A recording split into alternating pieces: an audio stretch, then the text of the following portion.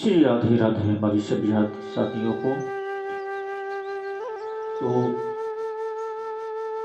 बड़े ही दिनों के बाद आज सबके बीच आया हूँ।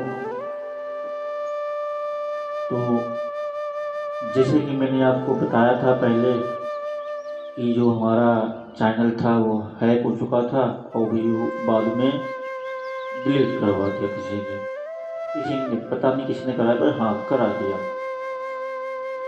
तो इसलिए काफ़ी दिनों के बाद अब आया हूँ फिर से लाइव, फिर से आपके बीच आया हूँ, फिर से कुछ सुनाने की और कुछ सुनने के लिए भी आया हूँ। तो आइए जुड़ते जाइए हमारे साथ। और सबसे पहले इस वीडियो को जहाँ जहाँ से देख रहे हैं शेयर अवश्य कर दिया करो, क्योंकि देखो हम आपके लिए टाइम निकाल के बैठता हूँ सिर्फ आपके लिए, आप लोग कुछ अच्छा सीख पाओ। जो भी गोविंद जैसी कृपा करते हैं हमारे ऊपर, वैसी ही हम आपको बताने की कोशिश करते हैं जैसे हमारी गोविंद की कृपा है। तो जितना ज़्यादा हो सके इसको शेयर किया करो। तो बड़े ही दिनों के बाद फिर से वही कथा में आ रहा हूँ।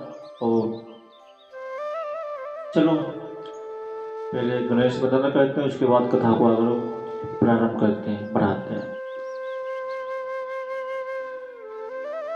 गजाननं भूतिगर्षोभिधि जम्बूफलिचारिभक्षणम् उमाशुकशोकविनाशकाराय विष्णेश्वरी पारिपङ्कजम् देवसुतदेवकञ्चिचारुमर्दनं देवकी परमानन्दं श्रीकृष्णो वन्दे जगद्गुरुम्।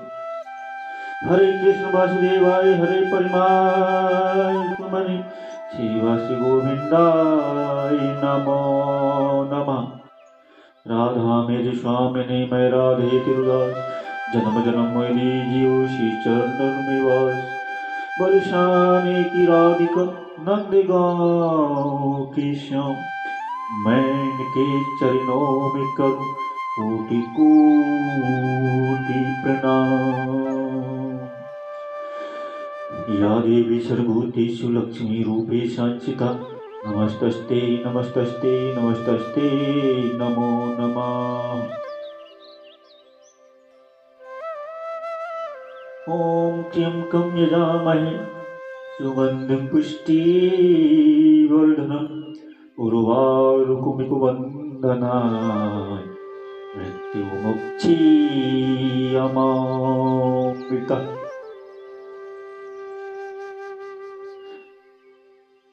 कृष्ण कृष्ण तो मैं रटूं, कृष्ण हो मेरे दास, आ गए हैं शरण में रखियो मोरी लाज। बोल सियापति रामचंद्र की जय, बोल पवन सुत हनुमान की जय, बोली राधा रानी सरकार की जय, बोल सब संतानों की जय, बोल संत समाज की जय, बोली राधा वल्लभ महारानी की जय, बोल बरसाने वाली की जय, बोल कृष्ण कन्हैया लाल की जय, बोल माखन चोर की जय। श्री राधे राधे। आइए चलते हैं अपनी कथा की ओर। तो सबसे पहले हम कथा शुरू करने से पहले आप लोगों से एक विनती है हमारी कि इसको शेयर कर दो एक बार, जहां जहां से देख रहे हो शेयर कर दो एक बार। और एक भजन लेके चलेंगे, एक भजन के बाद फिर आगे का प्रोग्राम जो प्रारंभ करता हूँ, क्योंकि आज पूरी रात कीर्तन में भी था, तो आज कीर्तन भी करा पूरी रात। तो अभी सुबह सुबह 6 बजे आए थे, मैं चलो आज ना हो, काफ़ी दिन हो गए, इसको भी आगे चलते हैं। जो भी टूटी फूटी वाणी है हमारी, जो भी जैसे भी ऊपर वाली कृपा होती है वैसे मैं आपको बताने की कोशिश करता हूँ। तो सूत जी ने कहा, हे ऋषियों, नारद जी ने सनकादिकों से कहा कि मैं अवश्य श्रीमद् भागवत की कथा का ज्ञान यज्ञ प्रारंभ करूंगा, क्योंकि आप कृपया हमें हम स्थान बताइए जहां मैं इस आरंभ करूं। सनकादिकों ऋषियों ने कहा कि हे हरिद्वार के समीप गंगा जी के तट पर आनंद नामक एकांत वृक्ष का लताओं में संपन्न मनोहर स्थान इस कथा के लिए उपयुक्त है। एक मनमोहन स्थान जहाँ पे वृक्ष है, कदम का पेड़ है, जहाँ पे वहां पे श्रीमद् भागवत कथा का आगमन करने के लिए निश्चित है। तो नारद जी श्रीमद् भागवत कथा का ज्ञान यज्ञ करने के लिए वहां पहुंचे। साथ में सनकादिक ऋषियों ने भी आए। जब सनकादिक ऋषि जब आए, साथ में सर्वत्र फैल गया। क्या फैल गया? पूरे ब्रह्मांड में समाचार फैल गया कि आज सनकादिकों के ऋषियों के द्वारा हरिद्वार में श्रीमद् भागवत का कथा का ज्ञान यज्ञ रखा गया। क्या फैल गया? पूरे ब्रह्मांड में समाचार फैल गया। मतलब पूरे ब्रह्मांड में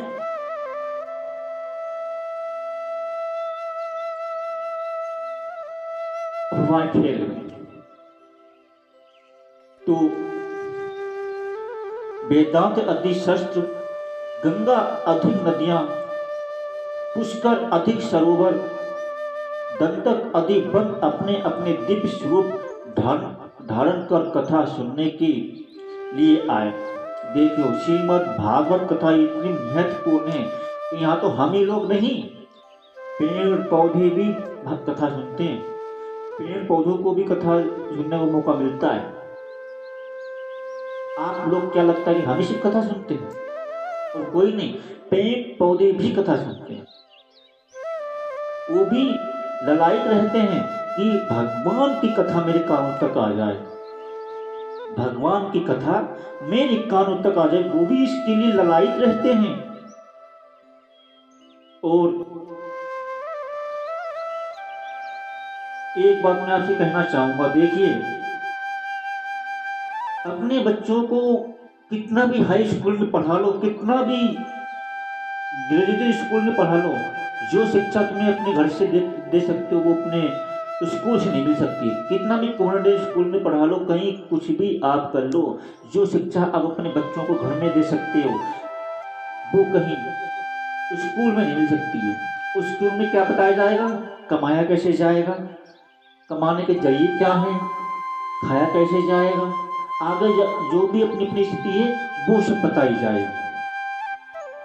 और हाँ, एक चीज मैं और कहूंगा आप लोगों से, अपना हिंदू सनातनी धर्म के लिए जितने हमारे सनातनी हैं, जो चीजें बता रहा हूँ उनको चीज़ों का पालन जरूर करना चाहिए। क्योंकि क्यों बोल रहा हूँ मैं, ये हमारे सनातन धर्म का श्रृंगार है। क्यों समझो, जैसे औरतों का श्रृंगार होता है, जैसे औरतों का श्रृंगार अपने स्वास्थ्य के लिए होता है। हाँ देखो, इस औरतों का श्रृंगार वैसे ही हमारा सनातन धर्म का हमारा भी एक श्रृंगार है। क्या? हाथ में कलावा, मस्तक पे तिलक, सर पे चोटी, मुख पे भगवान का नाम और गले में कंठी, यही है हमारे सच्चे सनातनी की पहचान, यही है। और ये हमेशा जरूरी होना चाहिए।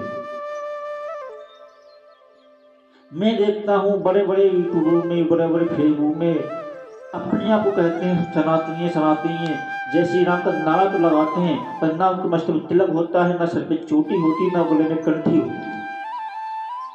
काहे के सनातनी हो? कुछ तो निशानी रखो अपने पास कि हाँ कोई तुम्हें कह सके हाँ सनातनी है, कुछ तो रखनी पड़ेगी ना। और चलते चलते एक बात और मैं बता देना चाहता हूँ आपको कि हम लोग आजकल क्या करते हैं, बर्थडे मनाते हैं। क्या मनाते हैं? जन्मदिन मनाते हैं। जिस तरीके से आप लोग मनाते हैं वो गलत है, वो नरक के द्वार पे ले जाता है आपको। जिस तरीके से मतलब मनाते हो, हम ज़्यादा फोर्स नहीं कर रहे, जैसे आपकी इच्छा है वैसे करो। हमारा काम क्या है? बताने का। और जो आपको बात अच्छी लगे तो स्वीकारिएगा, और नहीं तो अपने भुकाइएगा, जो कर रहे हैं अभी तक करते आए हैं। तो जन्मदिन अपने बच्चे का या किसी का भी अदरवाइज मनाओ, जो मोमबत्तियां उसमें लगी होती हैं उसे बुतानी नहीं चाहिए। पहली बात तो ये, जो मोमबत्तियां उसमें लगी होती हैं, जो जो जहां सुनना ध्यान से सुनना है बात, तो तुम्हारे लिए बहुत जरूरी की बात है। जो जो मोमबत्तियां जहां लगाई जाती हैं उसमें, वो उस मोमबत्ती को बुतानी नहीं चाहिए। ध्यान रखना इस बात, वो मोमबत्ती को बुतानी नहीं चाहिए। क्यों नहीं बुतानी चाहिए?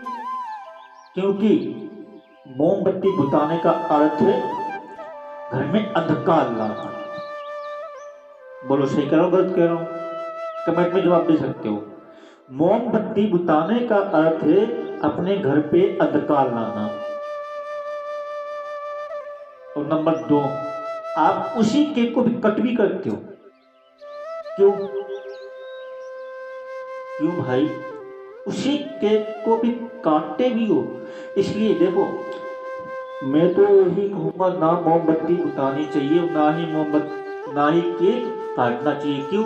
मोमबत्ती बुताने से घर में अंधकार आता है और केक काटने से रिश्तों में दरार पड़ती है। केक काटने में रिश्तों में दरार आती है, इसलिए ऐसा करना उचित नहीं है। और नंबर 3, फिर ऊपर से गाने कौन चलाते? चलो जन्मदिन आ रहा है, मना रहे, खुशी है, मनाओ, कोई बुराई नहीं है। उसमें गाने कौन चलाते हैं? वही ढिच्चक वाले गाने लगाते हैं और फिर वही उन्हीं गानों पे नृत्य होता है। और फिर ये कौन सी रास्ता है? ये नरक की रास्ता है। ये नरक के रास्ते पे जा रहे हैं आप। अरे मैं तो एक तरीका, आसान तरीका बताऊंगा। आपको जन्मदिन मनाना है तो भगवान के सामने जाओ, एक घी का दीपक जलाओ और उनसे बोलो, हे प्रभु, आपके दुआ से, आपकी कृपा से, जैसे हमारा ये साल पूरा अच्छा से ठीक ठाक कटा, वैसे ही आगे भी ऐसी कृपा बनाए रखिएगा। यही मेरी आपसे प्रार्थना। जैसा ये मेरा जन्म उपदेश में जो है सक्सेस हुआ है, ये हमारा जन्म जो पूरा उद्देश्य हुआ है, मतलब कि जो भी अच्छा कटा है, अच्छा गया है, इसी तरीके से ठीक। हे प्रभु, हे गोविंद, मेरी यही कृपा है, आपसे यही विनती है कि आप ये कृपा ऐसे ही हमेशा सदा बनाए रखो और हमेशा ऐसे ही जीवन की खुशियां बिखेरते चले जाएं। तो इन बातों का पालन करना आवश्यक जरूरी है। हाँ, एक लोग हमसे कोई पूछ रहा था कि जो गेट पे जो है नमक और जो नींबू मिर्ची क्यों लगाए जाते हैं, पूछ रहे। तो चलो बता देता हूँ उस कथा के माध्यम से। तो जो आई हो वीडियो देख रहा हूँ हमारी, ये इसलिए लगाए जाते हैं। देखो पूरी घटना बताता हूँ पहले।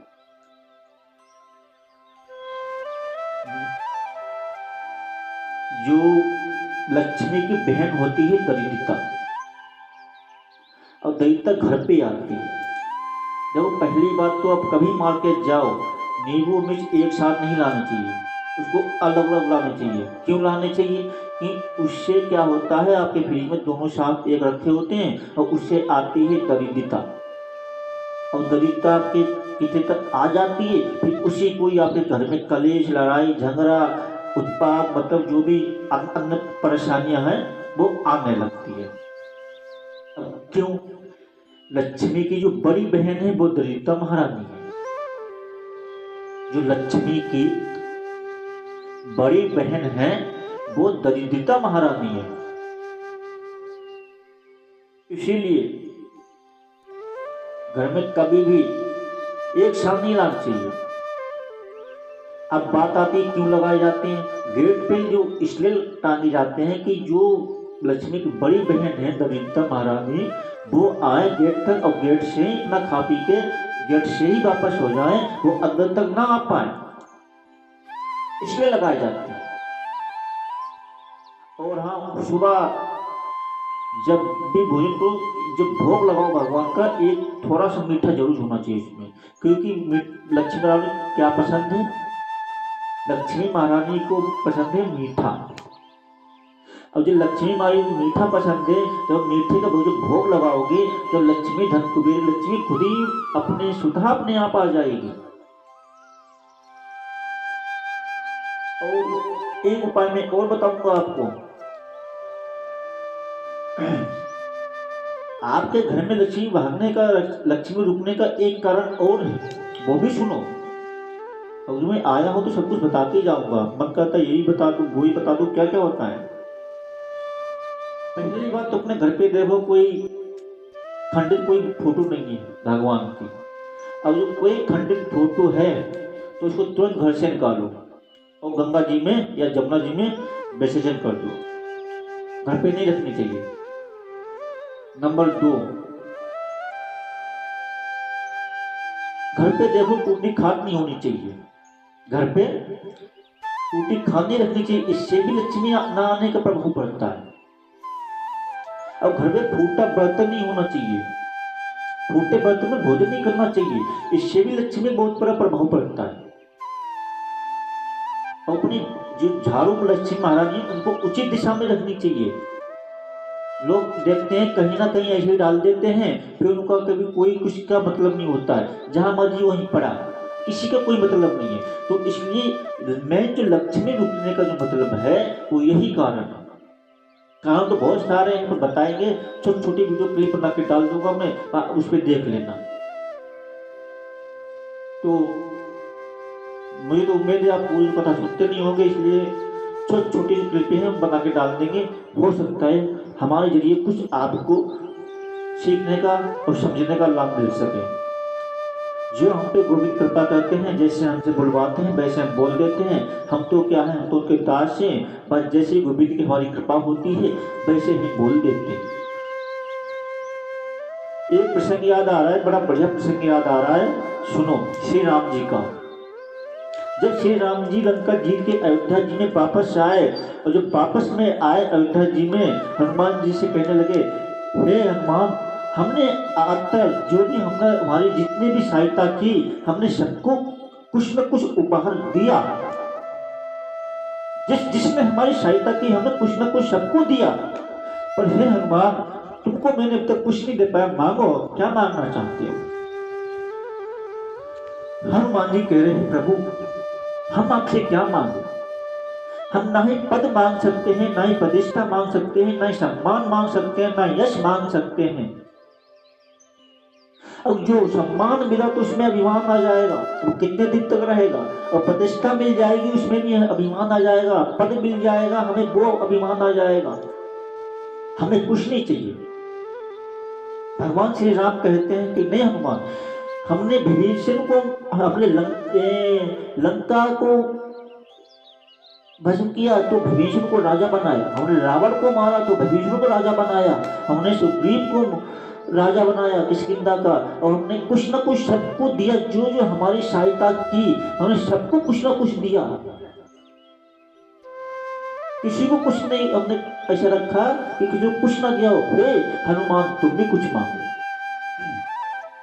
हनुमान जी कह रहे, प्रभु अब जो आप हमें देना ही चाहते हैं, तो प्रतिष्ठा भी कितने दिन की रहेगी? एक दिन तो जानी है। हमें पूरे नगर का राजा बना दो, भारत का राजा बना दो। नहीं महाराज, हमें राजा भी नहीं बनना है। तो क्या बनना है हनुमान? अच्छा, तुम्हें पूरी दुनिया का प्रजा तुम्हें राजा बना दूं? नहीं, हमें पूरी दुनिया का भी राजा प्रजा नहीं बनना है, हमें ना राजा बनना है।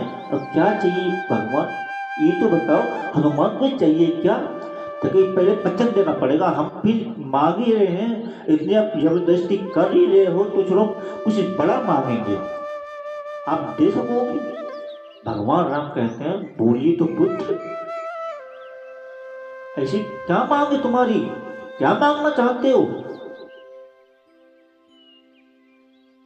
हनुमान जी बोले, पहले वचन देना पड़ेगा तुम्हें, पहले तुम्हें वचन देना पड़ेगा।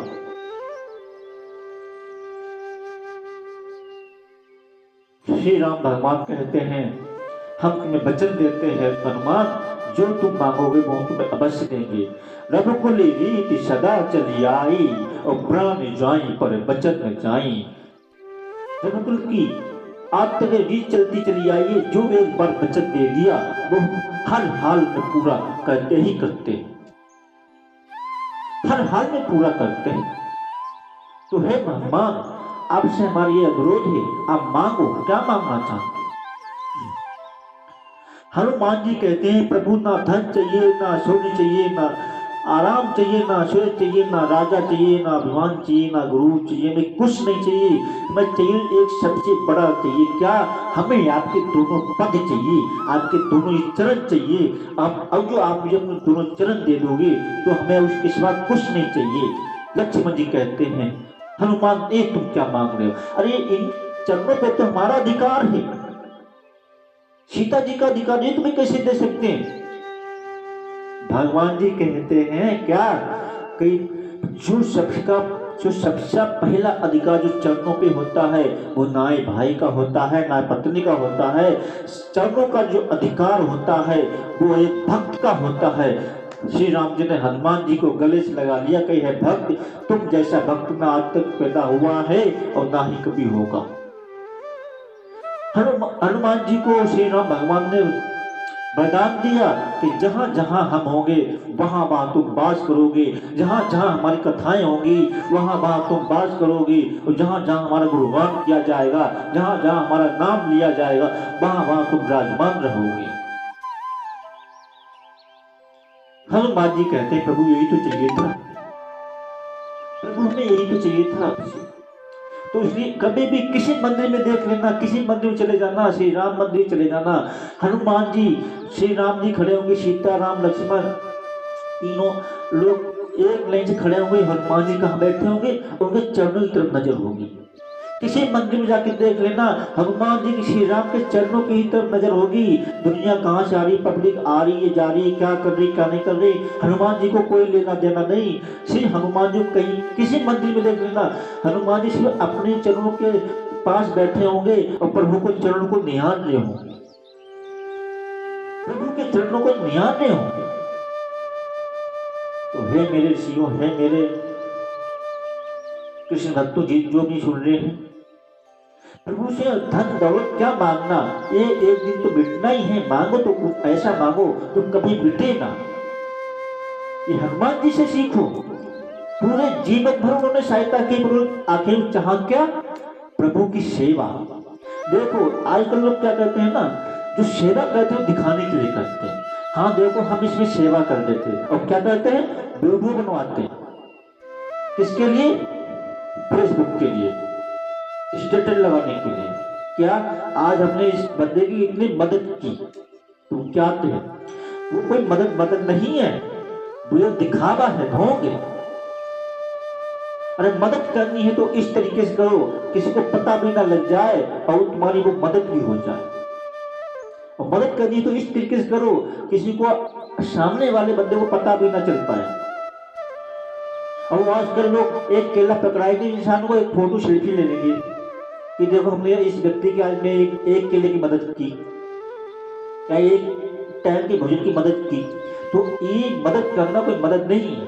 पर हाँ, जो भी आपकी संस्था है, जो भी आपकी जो ट्रस्ट होते हैं, उनके जरिए जो मदद करते हैं लोग, मानता हूँ दिखाना पड़ता है, पर उतना भी मत करो, कुछ तो अपने लिए करो कि भगवान के पास जाकर हम ये कह सके कि हम गर्व से हमने लोगों की सहायता की, हम जिस कारण से उद्देश्य के लिए हम एक धरती पर जन्म हुआ था उसमें हमने निश्चल भाव से पूरे सच्चे मन से पूरा किया,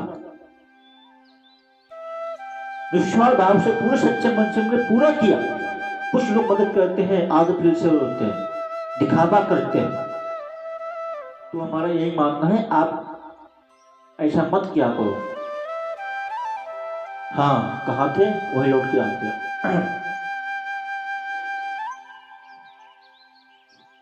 लोग भगवान पे लाछन लगाते हैं कि भगवान भी चोर थे, वो भी माखन चुराते थे।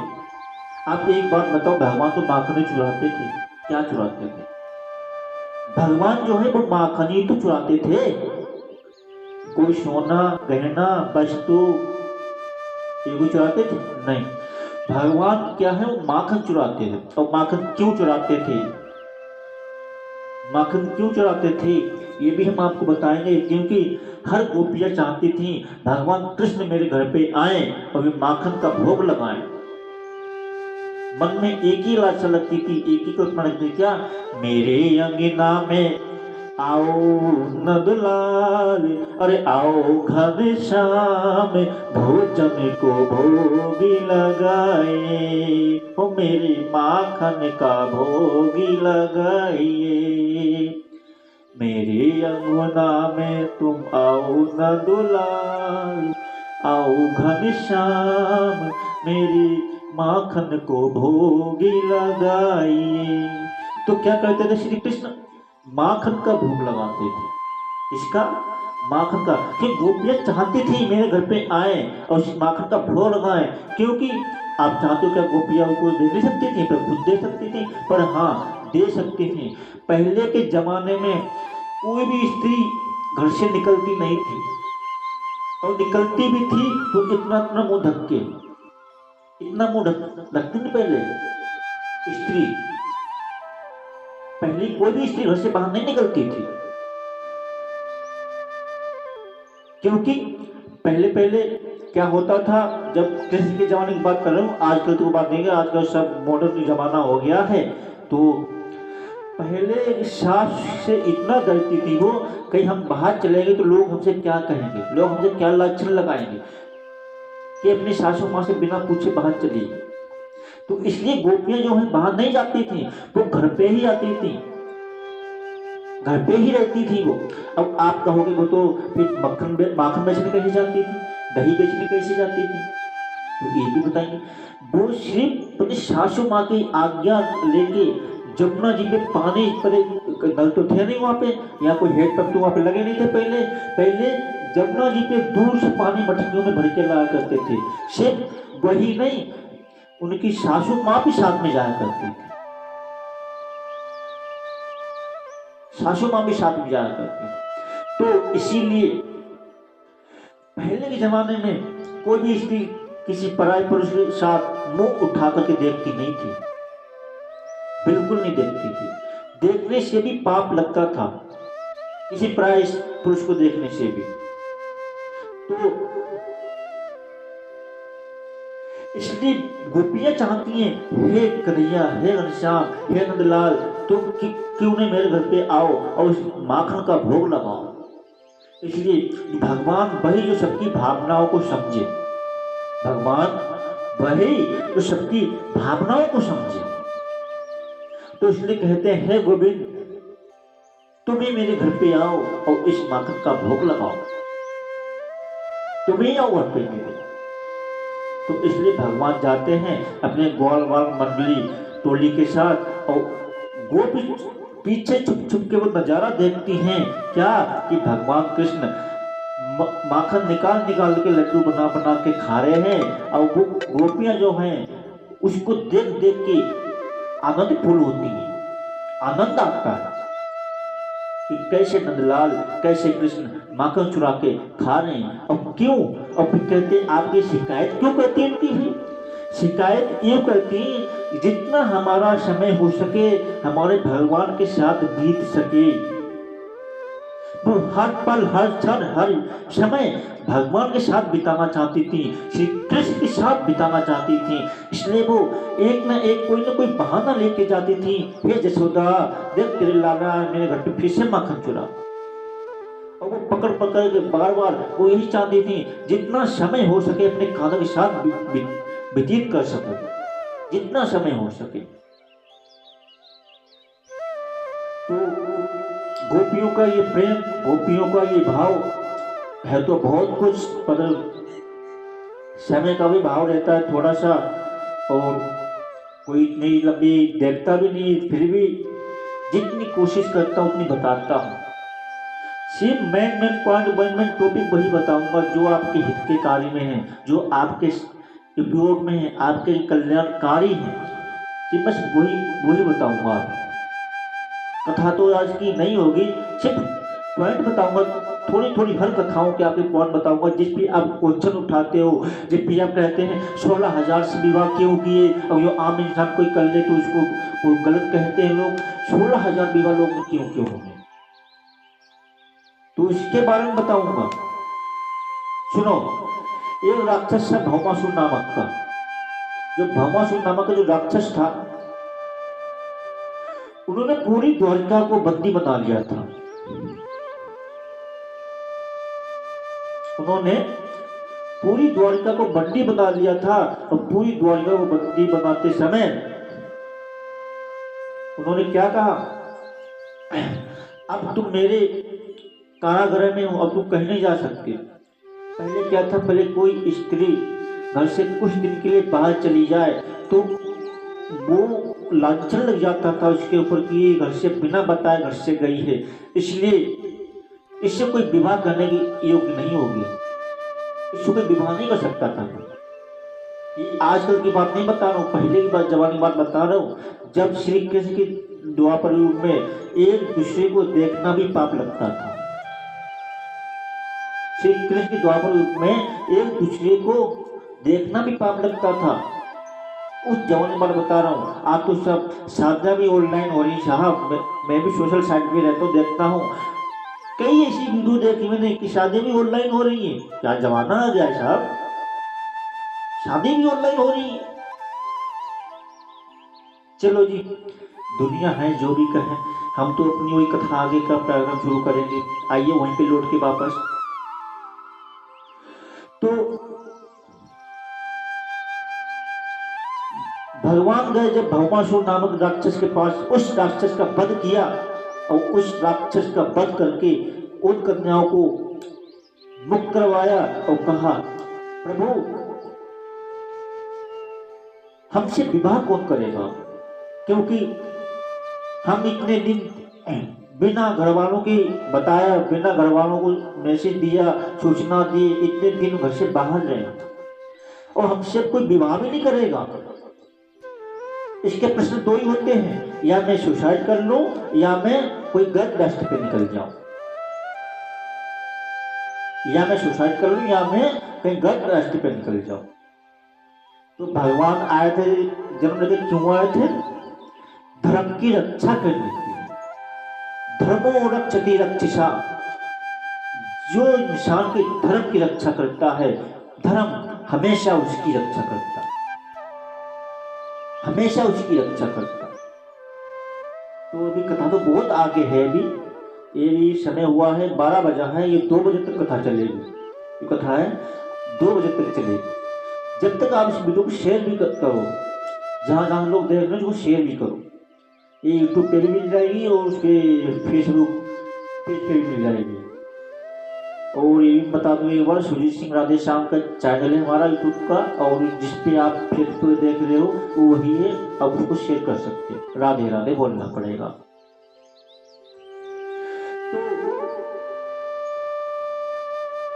गोपियां कहती है भगवान से, वो कन्याएं बोलती भगवान से, प्रभु मैंने सुना जिसको कोई नहीं अपनाता उसको आप अपनाते हो, इसलिए मैं चाहती हूँ हे भगवान आप मुझे अपनाओ। मैं चाहती हूँ हे प्रभु आप मुझे अपनाओ। तो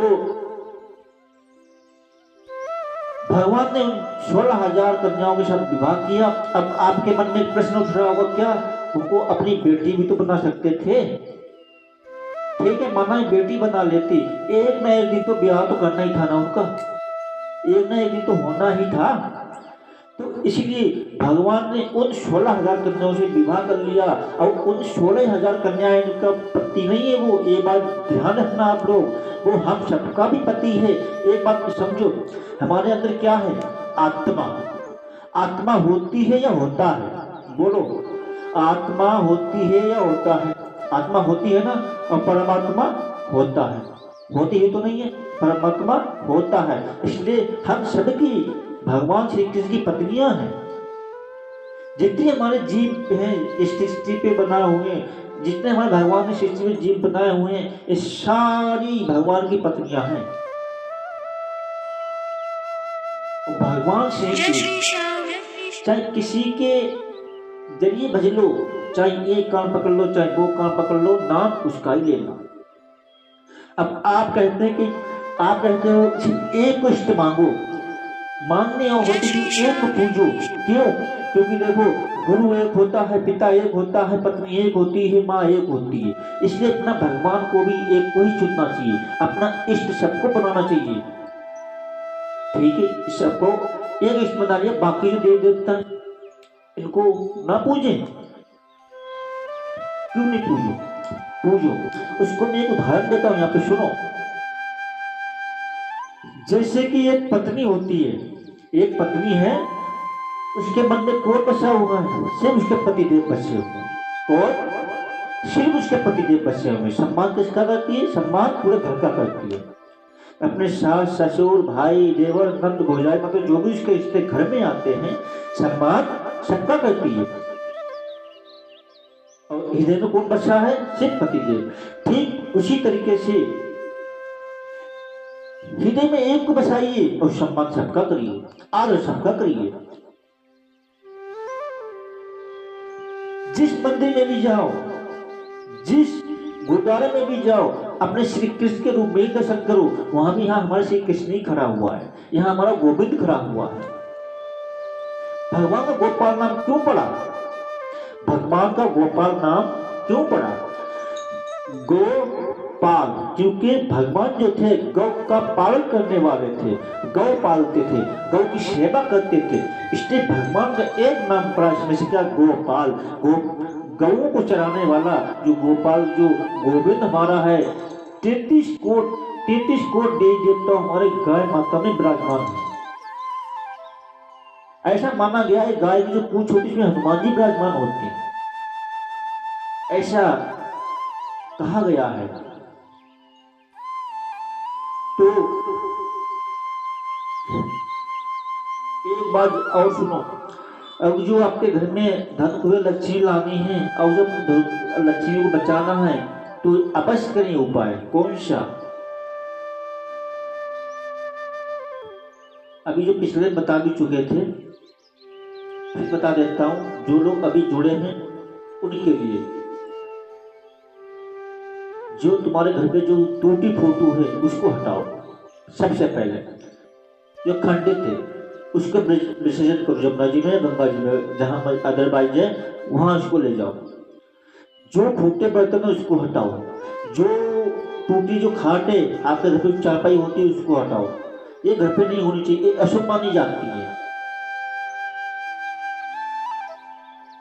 और सुबह उठते ही रोज भगवान सूर्य का जल अर्पण करो, क्योंकि इससे क्या होता है, जितनी हमारी नेगेटिव जो थिंकिंग होती है वो सब बाहर जाती है और जितनी पॉजिटिव होती है वो सब अंदर आती है। आपके मन में देखो, तिलक लगाने से आपके मन में कोई गंदा देश विचार नहीं आ सकते हैं। गलत ना विचार आएंगे, गले में कंठी होगी ना, आप गलत बोल पाओगे और सब पे सिखा होगी। आपके ये सिखा जैसे पता क्या होता है, क्यों होती है सिखाई? ये छोटी जो होती है क्यों होती है? आपने पहले जमाने में देखा होगा, एक एंटीना हुआ करता था टीवी का, हुआ करता था एक टीवी का एंटीना हुआ करता था। उससे क्या आते थे? सिग्नल आते थे टीवी में, आते नहीं आते थे? तो उसी तरीके से हमारा एंटीना है, ये छोटी शिखा है सर पे, ये एंटीना है। इसके जो निगेटिव थिंकिंग होती है बाहर जाती है, जो पॉजिटिव होती है, अच्छी थिंकिंग होती है वो अंदर आती है।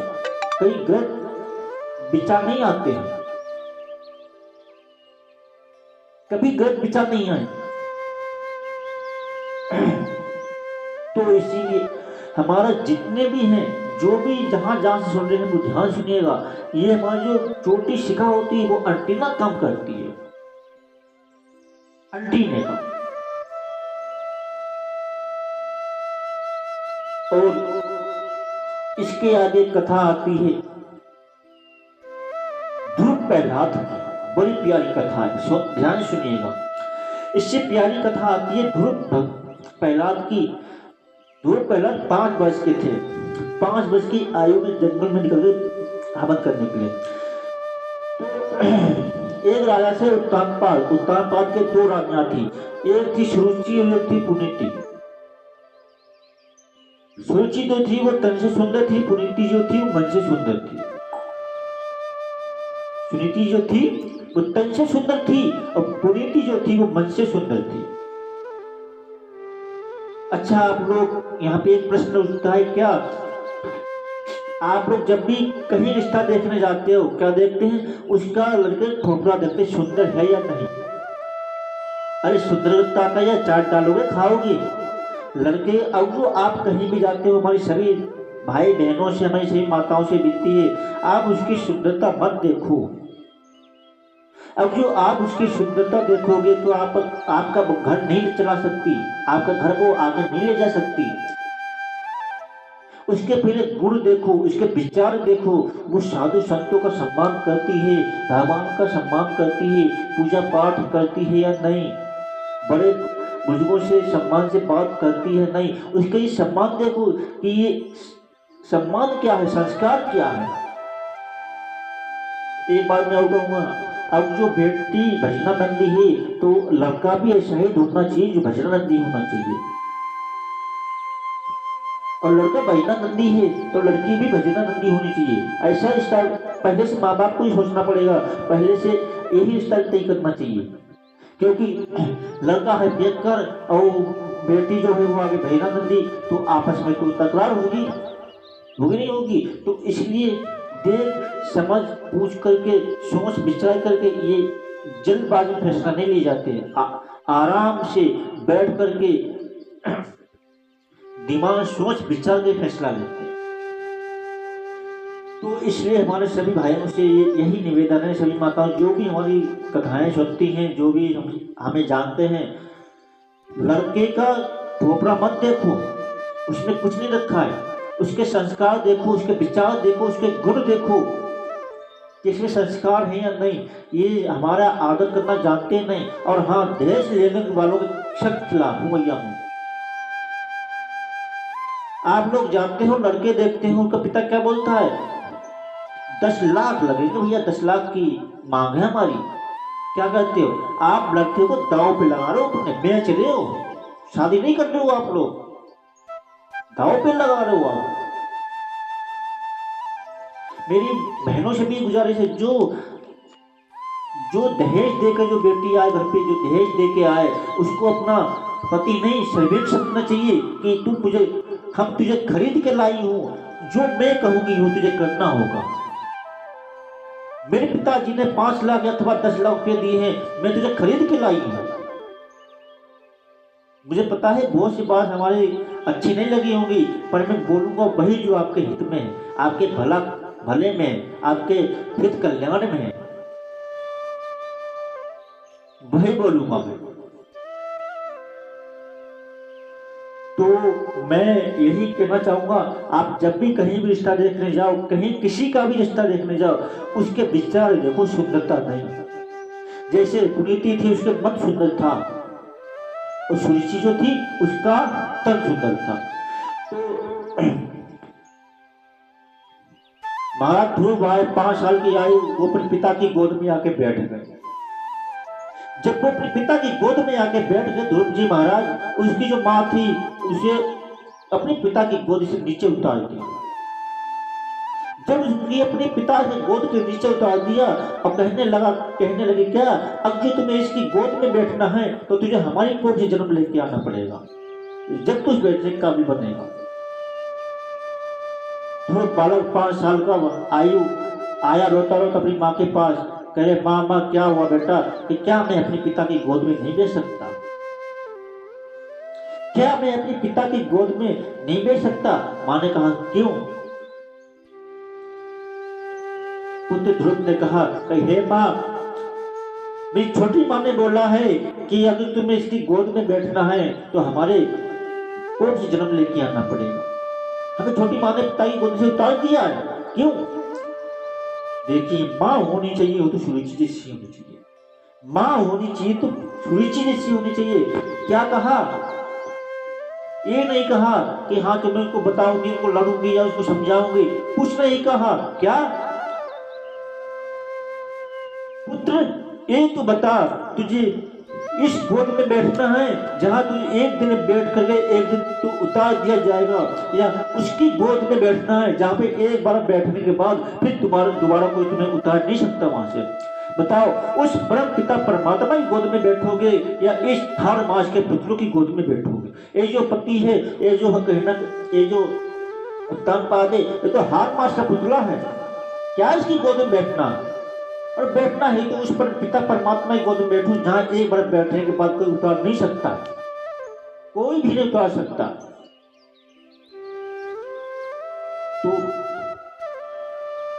ध्रुव ने कहा वो कैसे मां संभव होगा।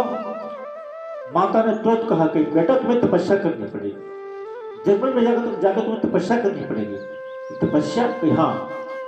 तो ठीक है माँ, विचरण तपस्या करने। अब 5 साल की आयु में माँ ने भेज दिया ध्रुव को जंगल में तपस्या करने के लिए। बताओ आजकल की कोई ऐसी माँ है कि 5 साल का पुत्र और उसे बोला जाए जाओ तुम जंगल में तपस्या करो? है कोई आज की? नहीं है। 5 साल क्या 20 साल से भी अपने पुत्रों को नहीं बोलेगी कोई भी माँ कि जाओ तुम तपस्या करो, जाके नहीं बोलेगी। तो ध्रुव महाराज जी निकल पड़े और कहते कहते एक बात मां ने बोली कि क्या कि सबसे पहले तो अपनी छोटी मां को प्रणाम करके जाओ। ध्रुव ने कहा क्यों मां, उसने हमारा अपमान किया है, पिता की गोद से नीचे उतार दिया है, हम इसको प्रणाम क्यों करें। मां ने कहा नहीं पुत्र, अब जो भूत तुम्हें गोद से नहीं उतारती तो हम तुम्हें ये उपाय नहीं बताती तपस्या करने की, इसलिए जब तुम जा रहे हो तो मुझे प्रणाम करके जाना, उनके पैर छू के जाना। ध्रुव जी महाराज चल पड़े और अपनी छोटी मां को प्रणाम किया और मुंह से निकल गया जाओ भगवान की प्राप्ति। और एक बार जिब्या पे लक्ष्मी झूठ बैठती है, उन्होंने कह दिया भगवान की प्राप्ति हो, और ध्रुव जी महाराज निकल पड़े तपस्या करने के लिए। अब बिना गुरु के गोविंद मिलते नहीं है, ये भी एक बात है या नहीं। बिना गुरु के गोविंद जो है नहीं मिलते, बिना गुरु के गोविंद नहीं मिलते। अब गुरु होना जरूरी है। देखो जो भगवान से मिलना चाहता है, जो भगवान से मिलने के अपने मन में कामना जगाता है, भगवान उसको रास्ता खुद दिखाते हैं, स्वयं अपने आप दिखाते चले जाते हैं। भगवान जो है अपने आप रास्ता दिखाते हैं उसको। नारद जी को भेजा, हे नारद मुनि जाओ और इस बालक की तुम मदद करो। नारद जी ब्राह्मण का संत का रूप धर के आए और कहने लगे नारायण नारायण नारायण। अभी नारद जी की कथा आगे सुनाऊंगा कि देव ऋषिनाथ कैसे बने, इसकी हम कथा सुनाएंगे आगे हम। तो नारद जी ने पूछा हे बालक कहाँ जा रहे हो। उस ध्रुव महाराज ने कहा कि हे महाराज हम वन में तपस्या करने के लिए जा रहे हैं, क्योंकि इसकी छोटी आयु में और वो भी तो वन में तपस्या करने जा रहे हो। ध्रुव जी महाराज कहने लगे हाँ महाराज, हमें छोटी माँ ने पिता की गोद से उतार दिया है, इसलिए हम भगवान की भक्ति करने के लिए वन में जाएंगे, तपस्या करेंगे। नारद जी ने बोला कि तपस्या करोगे कैसे, कोई मंत्र है तुम्हारे पास। ध्रुव जी ने बोला कि नहीं महाराज कोई मंत्र तो नहीं है। नारद जी ने कहा उसके लिए गुरु बनाना पड़ेगा। नारद जी ने कहा कि तुम्हें उसके लिए गुरु बनाना पड़ेगा। ध्रुव जी महाराज कह रहे हमारे गुरु तो कोई है नहीं, तो गुरु भी किसको बनाओ। तो ध्रुव जी महाराज कहा कि हे मुनि क्यों ना आप ही गुरु बन जाओ, आपसे अच्छा गुरु कहाँ मिलेगा, आपसे अच्छा गुरु कहाँ मिलेगा। तो इसलिए कहता हूँ अब जो भगवान को पाना है, गोविंद को पाना है, तो गुरु को होना जरूरी है। तो समझे जरूरी है, गुरु का होना जरूरी है। बिना गुरु के ना मिले गोविंद, बिना गुरु के गोविंद नहीं मिलेंगे। देखो आजकल एक बात मैं और कहना चाहूंगा आप लोगों से, लोग क्या कहते हैं हमने अपना शिव को गुरु मान रखा, क्या कहते अपना एक जो है ना पल्ला झाड़ लेते हैं। हमारे कौन गुरु है, शिव जी गुरु हैं। अब एक बात बताओ, मैं आपसे पूछता हूं, आप जब ऊपर से जाओगे, आप जब छत पे जाओगे अपने, तो क्या उड़ के चले जाओगे। मैं जवाब चाहता हूँ, जो लोग कहते हैं ना हमारे शिव जी गुरु हैं, हमने शिव जी को गुरु बनाया है, क्या आप जब अपने छत पे जाते हो उड़ के जाते हो, सीढ़ियों का इस्तेमाल नहीं करते हो। ये मुझे जवाब देना है कमेंट में आप लोगों को। जब छत पे जाते हो उड़ के तो जाते नहीं होगे आप, है ना, सीढ़ियों से जाते होंगे। पहले 1 सीढ़ी, फिर 2 सीढ़ी, फिर 3 सीढ़ी, फिर 4 सीढ़ी, फिर 5 सीढ़ी, फिर 6 सीढ़ी, 7 सीढ़ी, 8 सीढ़ी, 9 सीढ़ी, 10 सीढ़ी, चलते चलते चले जाते हैं, जाते नहीं जाते हैं। तो उसी तरीके से ये हमारा जो गुरु है वो हमारी सीढ़ी है। और पहले वो एक सीढ़ी चढ़ाने को सिखाता है, फिर 2 सीढ़ियां चढ़ना सिखाता है, फिर 3 सीढ़ियां से चढ़ना सिखाता है। धीरे धीरे धीरे धीरे धीरे धीरे एक दिन वो अंतिम सीढ़ी जब आती है तो भगवान की प्राप्ति में करवा देते हैं। गुरु कौन है? सीढ़ी है। और मंजिल क्या है? भगवान। हमें गोविंद को प्राप्त करना है। मंजिल हमारी क्या है? भगवान है कि हमें गोविंद को प्राप्त करना है। ठीक उसी तरीके से हमारे गुरु जो है वो हमारी सीढ़ी है, और जो हमारी मंजिल है वो हमारे गोविंद है। और जो गोविंद में मिल सकता हो तो उन्हीं गुरु की कृपा से मिल सकता हो। गुरु कृपा मूलम मोक्ष कृपा। गुरु जो कृपा करते हैं, जब कोई भी कठिन जो संभव होता है, कितना भी कठिन संभव हो, वो असंभव को भी संभव में बदल जाता है प्यारे, संभव में भी बदल जाता है। इसलिए गुरु को बताना आवश्यक जरूरी है। ये हमारा ऐसा मानना है, जैसा आप जैसा चाहो। अब हमें नहीं कह रहे, ये भागवत में भी लिखा हुआ है। सुखदेव जी ने भागवत में भी लिख रखा है, ये हम नहीं कह रहे। भागवत कह रही है और गोविंद को पाना है तो गुरु को बनाओ पहले, और गुरु को बना लिया तो गोविंद तक पुनः अपने आप पहुंच जाओगे। पर हाँ, जैसे गुरु कहेगा वैसे तुम्हें करना पड़ेगा, उन नियमों का पालन करना पड़ेगा। अब इंसान एक चीज कहता है, क्या क्या लहसुन प्याज महाराज खा सकते हैं? तो भैया जो गुरु बना लिया, क्यों खाओगे लहसुन प्याज? लहसुन प्याज वर्जित है, इसमें नहीं खा सकते। अब एक चीज पालो, या लहसुन प्याज का या स्वाद ले लो इसका, या भगवान को पालो। अरे मिलेगी तो एक ही चीज ना, दो तो मिल जाएगी। अब कहते हो इस ये भी भला हो जाए, वो भी भला हो जाए। देखो भाई, ये बिजनेस करने वालों को हाथ में मुनाफा होता है, होता नहीं होता है? अब ये तो है नहीं 100 मुनाफा ही मुनाफा होता है, घाटा हो ही ना। कभी घाटा कभी हाथ, कभी घाटा कभी हाथ, मुनाफा हाथ लाभ तो चलता ही रहता है। तो भगवान के हाथ में 3 चीजें हैं, वो कौन 6 चीजें हैं। भगवान के हाथ में 6 चीजें हैं, वो कौन सी चीज है? हानि लाभ जीवन मरण यश अपयश। हानि लाभ जीवन मरण यश अपयश। भगवान के हाथ में 6 चीजें हैं। बाकी इंसान जो करता है अपने मन से करता है, विचार से करता है। भगवान हमें सुनकर छोड़ रखा है, जो तुम करोगे, जो तुम पाओगे उसका फल सिर में दूंगा, जो कर्म करोगे जो तुम करोगे। भगवान ने हमें, अच्छा आप लोग एक चीज कहते हैं, क्या जो हो रहा है वो भगवान की तो इच्छा से हो रहा है? ठीक है, मानना भगवान की इच्छा से हो रहा है, पर एक बात बताओ, गाड़ी जो होती है, गाड़ी में स्टीयरिंग होती है, चलाने वाला कौन होता है? ड्राइवर होता है। एक समझा रहा हूं मैं उदाहरण देके। और जो स्टीयरिंग गलत दिशा में मोड़ दोगे तो गाड़ी जाएगी नहीं जाएगी? बोलो, गाड़ी जाएगी खाई में जाएगी? वो जाएगी। ठीक उसी तरीके से भगवान हमें दिमाग दिया है, क्या है? स्टीयरिंग है, कि हमें इस दिमाग से क्या सोचना है, गलत सोचना है या अच्छा सोचना है। गलत सोचोगे तो गलत होगा, और अच्छा सोचोगे तो अच्छा होगा। अब ये सोचने की क्षमता तुम्हें भगवान ने दे रखी है ना, समझने की क्षमता अपने भगवान ने दे रखी है ना, तो अपने दिमाग में सोच समझ के कदम उठाओ। मैं क्या कर रहा हूँ, अभी गलत कर रहा हूँ या सही कर रहा हूँ, वो एक बार सोच समझ के कदम उठाना चाहिए। भगवान हमें ये नहीं कहता तुम गलत रास्ते पे जाओ, ये नहीं कहता करो, जैसी करोगे वैसा तुम भरोगे। आज तो टाइम तो है नहीं कि हमें जो गलत करने वालों के है ना, कुछ नरकों के वर्णन हैं वो हम सुनाना चाहते थे, पर लंबी हो जाएगी। चलो फिर भी कुछ ना कुछ थोड़ा बहुत हम आपको बता दूंगा। तो इसलिए गुरु के बिना गोविंद नहीं मिल सकते, और गोविंद को पाना है तो गुरु को बनाना आवश्यक जरूरी है। गोविंद को पाना है तो गुरु को बनाना जरूरी है। तो बिना गुरु मिले ना गोविंद, बिना गुरु के गोविंद नहीं मिल सकते। जय श्री श्याम।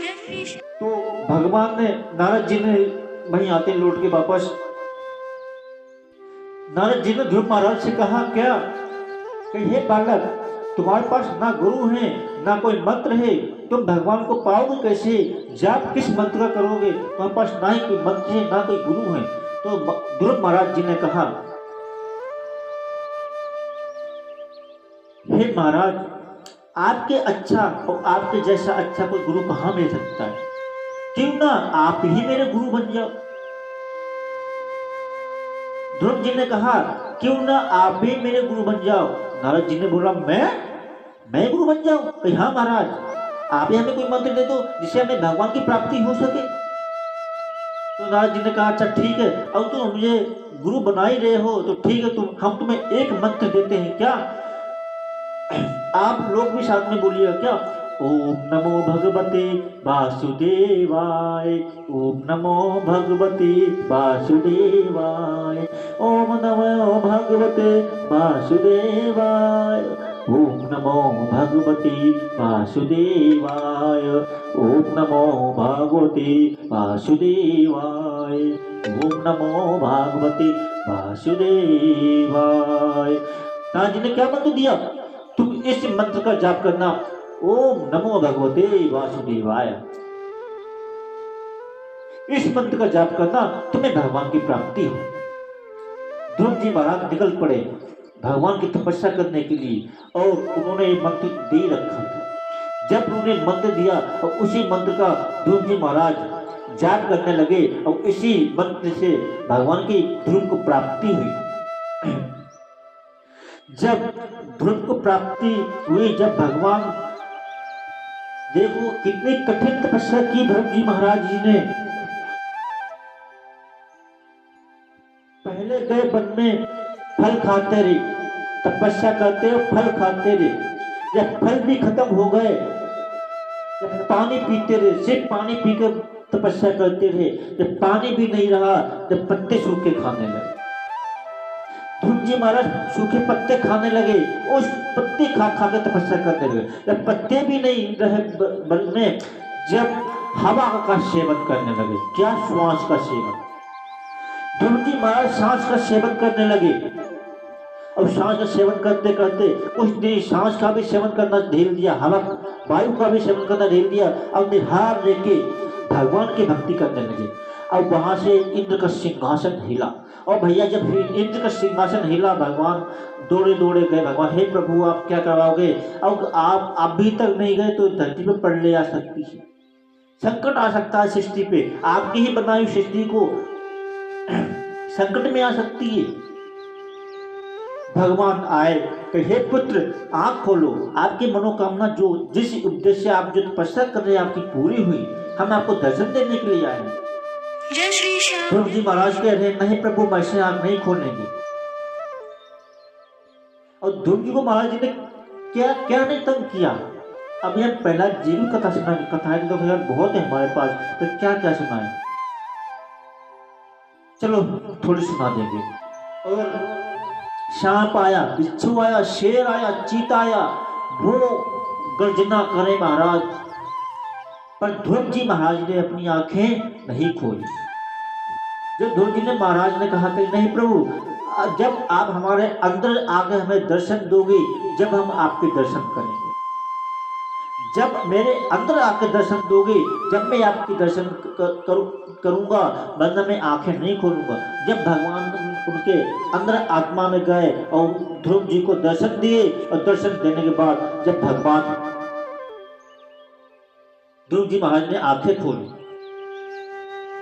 ध्रुव जी महाराज सोच के आए थे जब मुझे भगवान की प्राप्ति होगी, भगवान से हम अपने पिता से भी बड़ा राज्य मांगेंगे।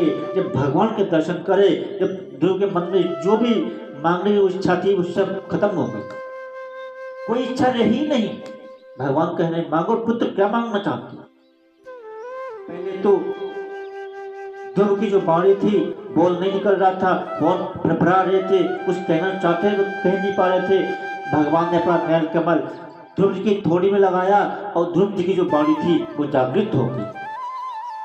जब ध्रुव जी की जो बाणी थी वो जागृत हो गई और ध्रुव जी ने महाराज ने कहा हे प्रभु, जब मैं तपस्या करने के लिए आया था, जब तो हमारे मन में बहुत कुछ इच्छा थी, हम अपने ये भी मांगेंगे वो भी मांगेंगे, अपने पिताजी से भी बड़ा राज्य मांगूंगा, पर आपके दर्शन करने के बाद हमें ऐसा लग रहा है जो भी मांगूंगा वो एक न एक दिन तो जाना ही है। इसलिए प्रभु हमें कुछ नहीं चाहिए। क्या? इसलिए हमें कुछ नहीं चाहिए, ध्रुव जी महाराज कह रहे हैं, हे प्रभु, आपके दर्शन करने के बाद हमें ऐसा लग रहा है अर्जुन कितना भी बड़ा राजपाट क्यों ना मांग लूं, वो भी हमें एक ना एक दिन छोड़ के जाना ही है। देखिए यही होता है, जब तक लोगों को भगवान के दर्शन नहीं होते, जब तक मन में की बहुत इच्छाएं रहती हैं, भगवान से ये भी मांग लूं, वो भी मांग लूं, ये भी ले लूं, वो भी ले लूं, मतलब जो भी जितना भी वस्तु होती है मन में, ये क्या होती है, इच्छा होती है, लालच होता है। ये हो गया तो ये हो जाना चाहिए महाराज। एक गाड़ी हमारे पास बेटे के पास हो गई, एक गाड़ी हमारी पत्नी के पास और हो जाती तो कितना अच्छा रहता। तो क्या है, ये माया है। ये माया हमें ऐसे जीने नहीं देती आसानी से। ये माया में घिरा हुआ इंसान है। ये जो इंसान है माया में ही घिरा हुआ इंसान। अच्छा, एक मैं पहले कथा सुनाता हूँ, बड़ी अच्छी है, गजराज की। एक गाय, एक ग्वाला तो था, जो चरवाहा था, अपने गायों को जंगल में चुगा रहा था। जब गाय चुगाते चुगाते चराते चराते जब शाम हो गई, जब गाय चराते चराते शाम हो गई, शाम होने के बाद सारी गायों को हाँक करके अपने घर ले गया। जब सारी जो गाय थी उनको हाँक करके घर ले गया। पूरी कथा सुनने के लिए दूसरे भाग में जाएं। राधे राधे।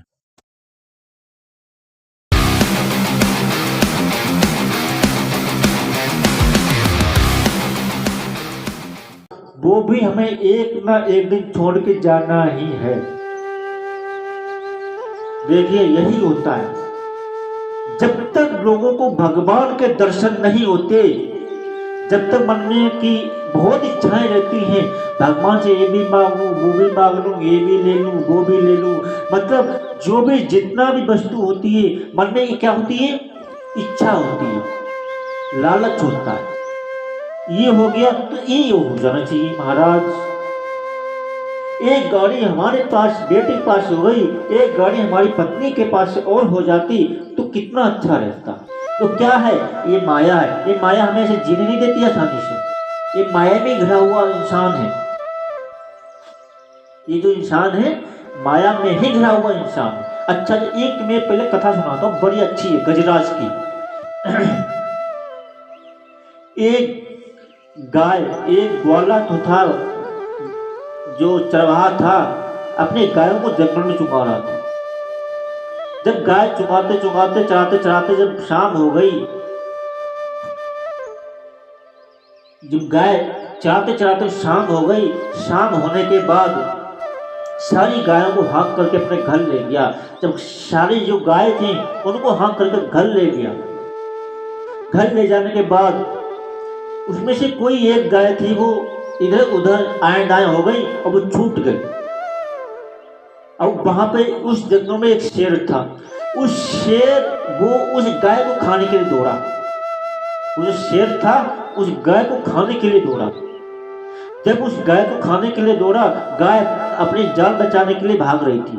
भागते भागते भागते भागते एक बहुत भयानक दलदल था, उसमें आके गाय वो धंस गई, उसमें फंस गई गाय। अब उसी दलदल में वो शेर भी फंस गया। उसी दलदल में वो शेर भी फंस गया। जब उसी दलदल में शेर भी फंस गया और गाय मुस्कुरा रही है। शेर कह रहा, अरे क्या हुआ, आज जिस मुसीबत में मैं हूं उसी मुसीबत में तो तू भी तो है, क्यों मुस्कुरा रही हो तुम? गाय कह रही, तुम्हारा कोई मालिक है?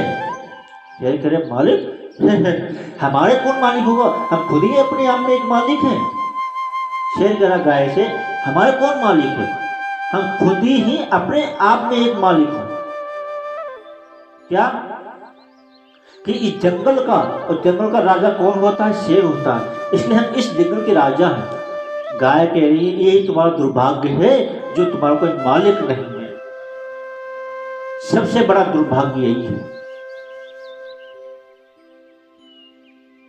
कहने लगी गाय, अभी देखो थोड़ी देर बाद जब वो गाय घर ले गया, जो गाय अपनी पूरी गिनती करी उसमें से भी एक गाय कम थी। उसी में से एक गाय कम थी। जब वो फिर दौड़ा दौड़ा उसी जंगल में आया और देखा वो गाय एक सरोवर में दलदल में फंसी हुई है। फिर वो घर भागता भागता गया और भागते भागते फिर वो रस्सी लेकर के आया और उस रस्सी से गले में डाला गाय के, और कुछ जोर उसने लगाया, कुछ जोर गाय ने लगाया, और गाय जो थी वो उस दलदल से निकल गई। अब शेर वो देख रहा है खड़ा हुआ, और गाय जा रही है पीछे मुस्कुराती जा रही है कि देखा हमारे मालिक ने तो हमें बचा लिया, और तुम्हारा मालिक कौन है, तुम्हें कौन बचाने आएगा। अब महाराज ये यहीं पे खत्म नहीं होती है। ये जो कथा हमने सुनाई है इसे नहीं सुनाई है, इसको बहुत कुछ बताने के लिए मैंने बताई है, जब भी कथा कही में नहीं है। इतना बड़ा विस्तार से जो कथाएं जो होती हैं, ये जो भी कुछ बोलता हूँ, जो भी उदाहरण देता हूँ, आपको समझाने के लिए देता हूँ। इसका मतलब क्या है पता है? इसका मतलब ये संसार जो है यही दलदल है। इसका मतलब ये जो संसार है यही दलदल है, और हमारा काल और शेर है, यही हमारा काल है। यही हमारा एक न एक हर क्षण हर एक दिन कब करता हुआ कर रहा है, हर रोज हमारी ओर बढ़ता चला आ रहा है। इस शेर ही हमारा काल है, और हम इसी दलदल में फंसा हुआ। अब जो हमारा जो मालिक है, मालिक कौन है? वो हमारा है परमात्मा। वही हमें इस दलदल से निकाल सकता है, वरना हमें काल रूपी शेर तो खा ही जाएगा। वरना ये हमें काल रूपी जो शेर है तो खा ही जाएगा। अब जो भगवान का मालिक हमारे साथ ना हो, तो इसलिए इस संसार में जो जितने दलदल में फंसे हुए हैं, अब जो भगवान परमात्मा की उपासना ना की, उनकी सेवा ना की, तो आप वही दलदल में फंसे रहोगे। वही दलदल में फंसने के बाद फिर आपकी जो सदगति होगी वो आप खुद जानते हैं। अब एक कथा आती है भक्त प्रहलाद की, बड़ी प्यारी कथा है। मैं चाहता हूँ पहले सुनाऊंगा नारद जी की, थोड़ा प्रसंग सुनाऊंगा, फिर नारद जी के बाद फिर कथा के चलूंगा आगे का प्रसंग। हम चाहते हैं अपने बच्चों के साथ सुने। जो मैं सुनाना चाह रहा हूँ, जो मैं सुनाने के लिए जा रहा हूँ, इससे आपके बच्चे भी बहुत बड़ी सीख ले सकते हैं। मैं चाहूँगा जो भी सुन रहे हो, जहाँ से भी सुन रहे हो, इस कथा को सुनने के लिए अपने बच्चों को साथ में जरूर बैठा लें, अपने बच्चों को जरूर बैठा लें साथ में। मेरी आपसे प्रार्थना। चलिए जी, एक दासी पुत्र थे नारद जी। एक दासी का पुत्र था, एक दासी का पुत्र था, और वो दासी घरों में साफ सफाई करती थी, बर्तन जूठे बर्तन धोया करती थी। जो उसे मिल जाता था वो खुद अपने उस बच्चे को भी पान करवाती थी।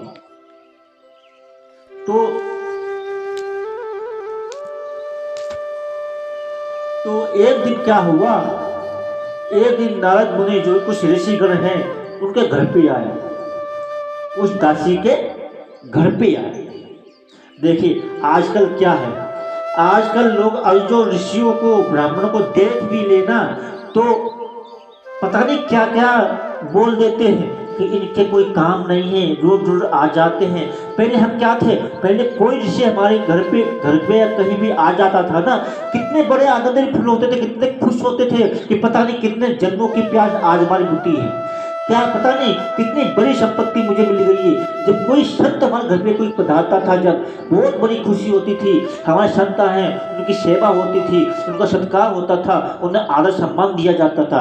आजकल क्या हो रहा है, आजकल सम्मान देना दूर है, कोई संत सामने गुजर के पास से जा भी रहा है तो उसको ऐसे हाथ जोड़ के प्रणाम भी नहीं कर सकता,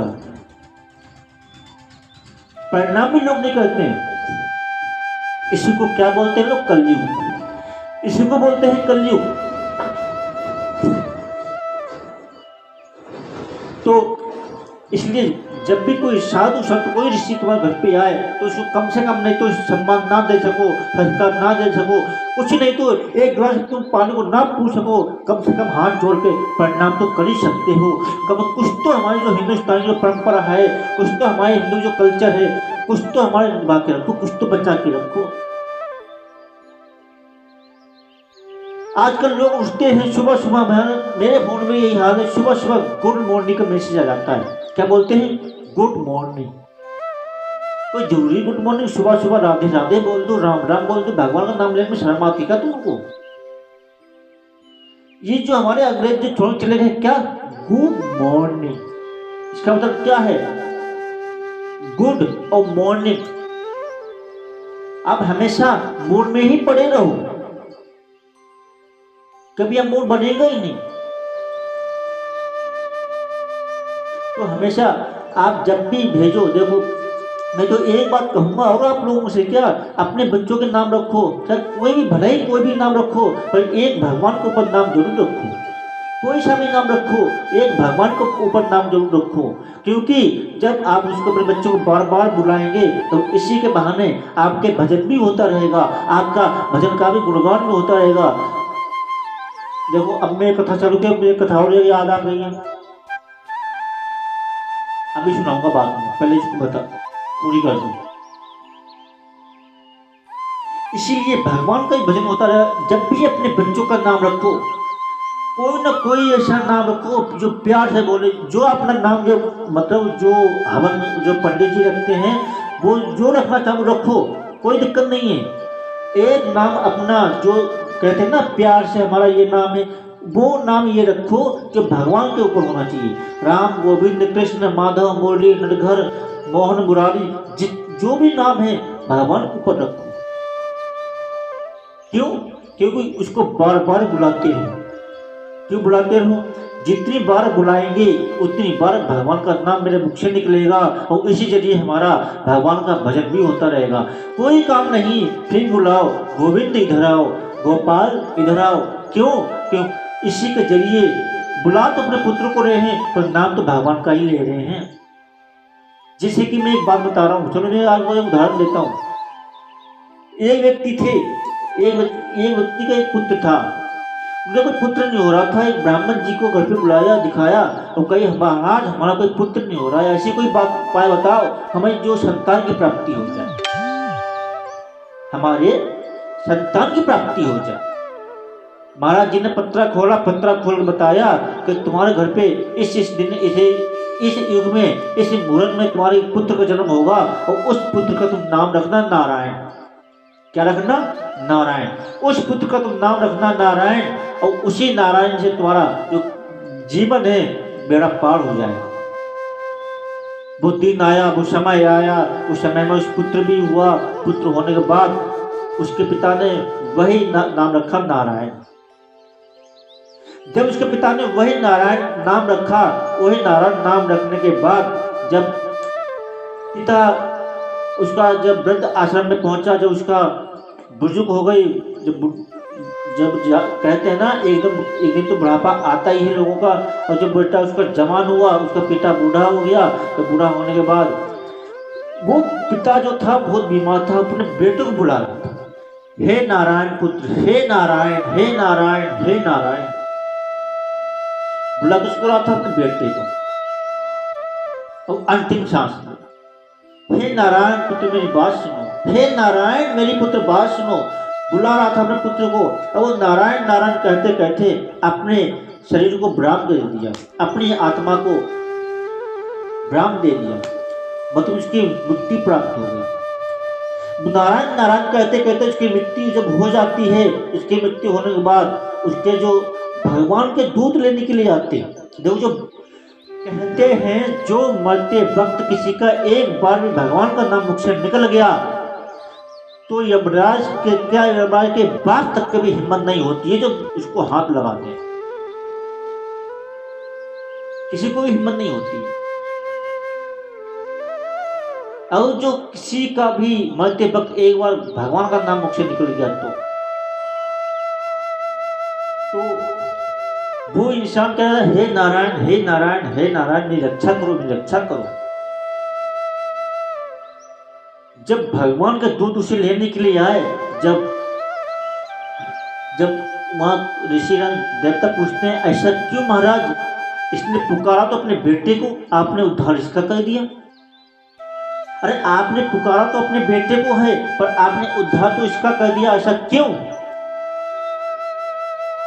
भगवान कहने लगे क्या कि चाहे भले ही बुलाया इसने अपने बेटे को हो, पर नाम तो एक ही है ना पूरे ब्रह्मांड में। नारायण नारायण तो एक ही है। चाहे भले ही अपने बेटे को बुला रहा हो, तो तुम्हें पता ही है इस पूरे ब्रह्मांड में, पूरी सृष्टि में नारायण एक ही है। तो इसलिए जो मेरा नाम अंतिम समय ले लेता है,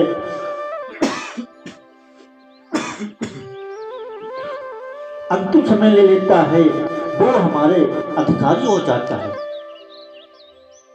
फिर वो इतना से बड़ा व्यक्ति पापी क्यों ना हो, फिर वो उसे कभी भी नरक में जाना नहीं पड़ता है, फिर वो हमारे ही धाम में रहता है। और इसी को कहते हैं मोक्ष।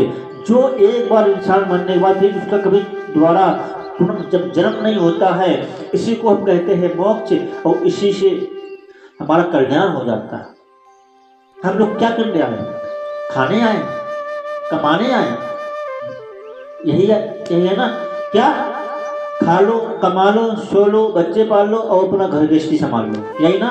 इससे आगे कुछ करना नहीं है। हम लोग इसलिए नहीं आए धरती खाने कमाने बच्चे के लिए। एक तो जो हमारे हैं, एक तो एक जानवर के भी होते हैं। हम में उनमें अंतर क्या है? और भैया हम में उनमें क्या अंतर है? हम भी खा रहे हैं, जानवर भी खाते हैं, हम भी सोते हैं, जानवर भी सोते हैं। हम लोग बच्चे होते हैं, जानवर के बच्चे होते हैं, होते नहीं होते हैं? तो हमने उनमें क्या डिस्टेंस है? क्या एक डिस्टेंस है? क्या इज्जत भी एक डिस्टेंस है। वो भगवान का भजन नहीं कर सकते और हम भगवान का भजन कर सकते।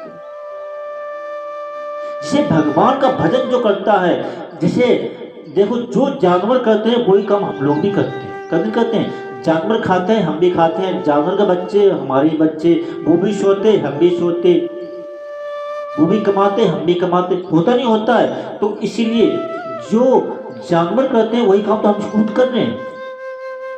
जो जानवर करते हैं वही काम तो खुद कर रहे हैं, जय श्री श्याम। कर रहे नहीं कर रहे हैं?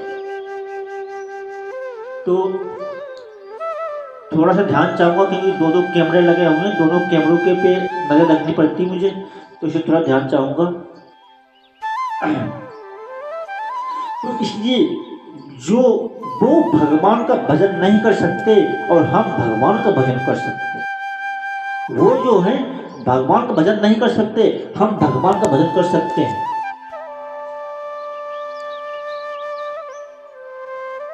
तो इसीलिए जब भी आप कहीं भी जाओ, भगवान का भजन करना अवश्य जरूरी है।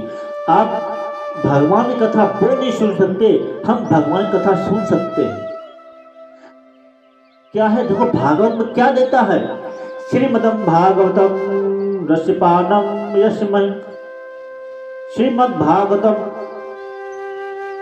कानम शरणम रसपाननम, योक्ष मूलायम श्री कृष्ण बंदे वयम नमः। भागवत क्या करती है? हमें मोक्ष का प्रदान करती है। जो हमें चाहता हो, जो हमें प्राप्त करना होता है, वो भागवत से करते हैं। वो हमें भागवत देती है जो हम चाहते हैं वो।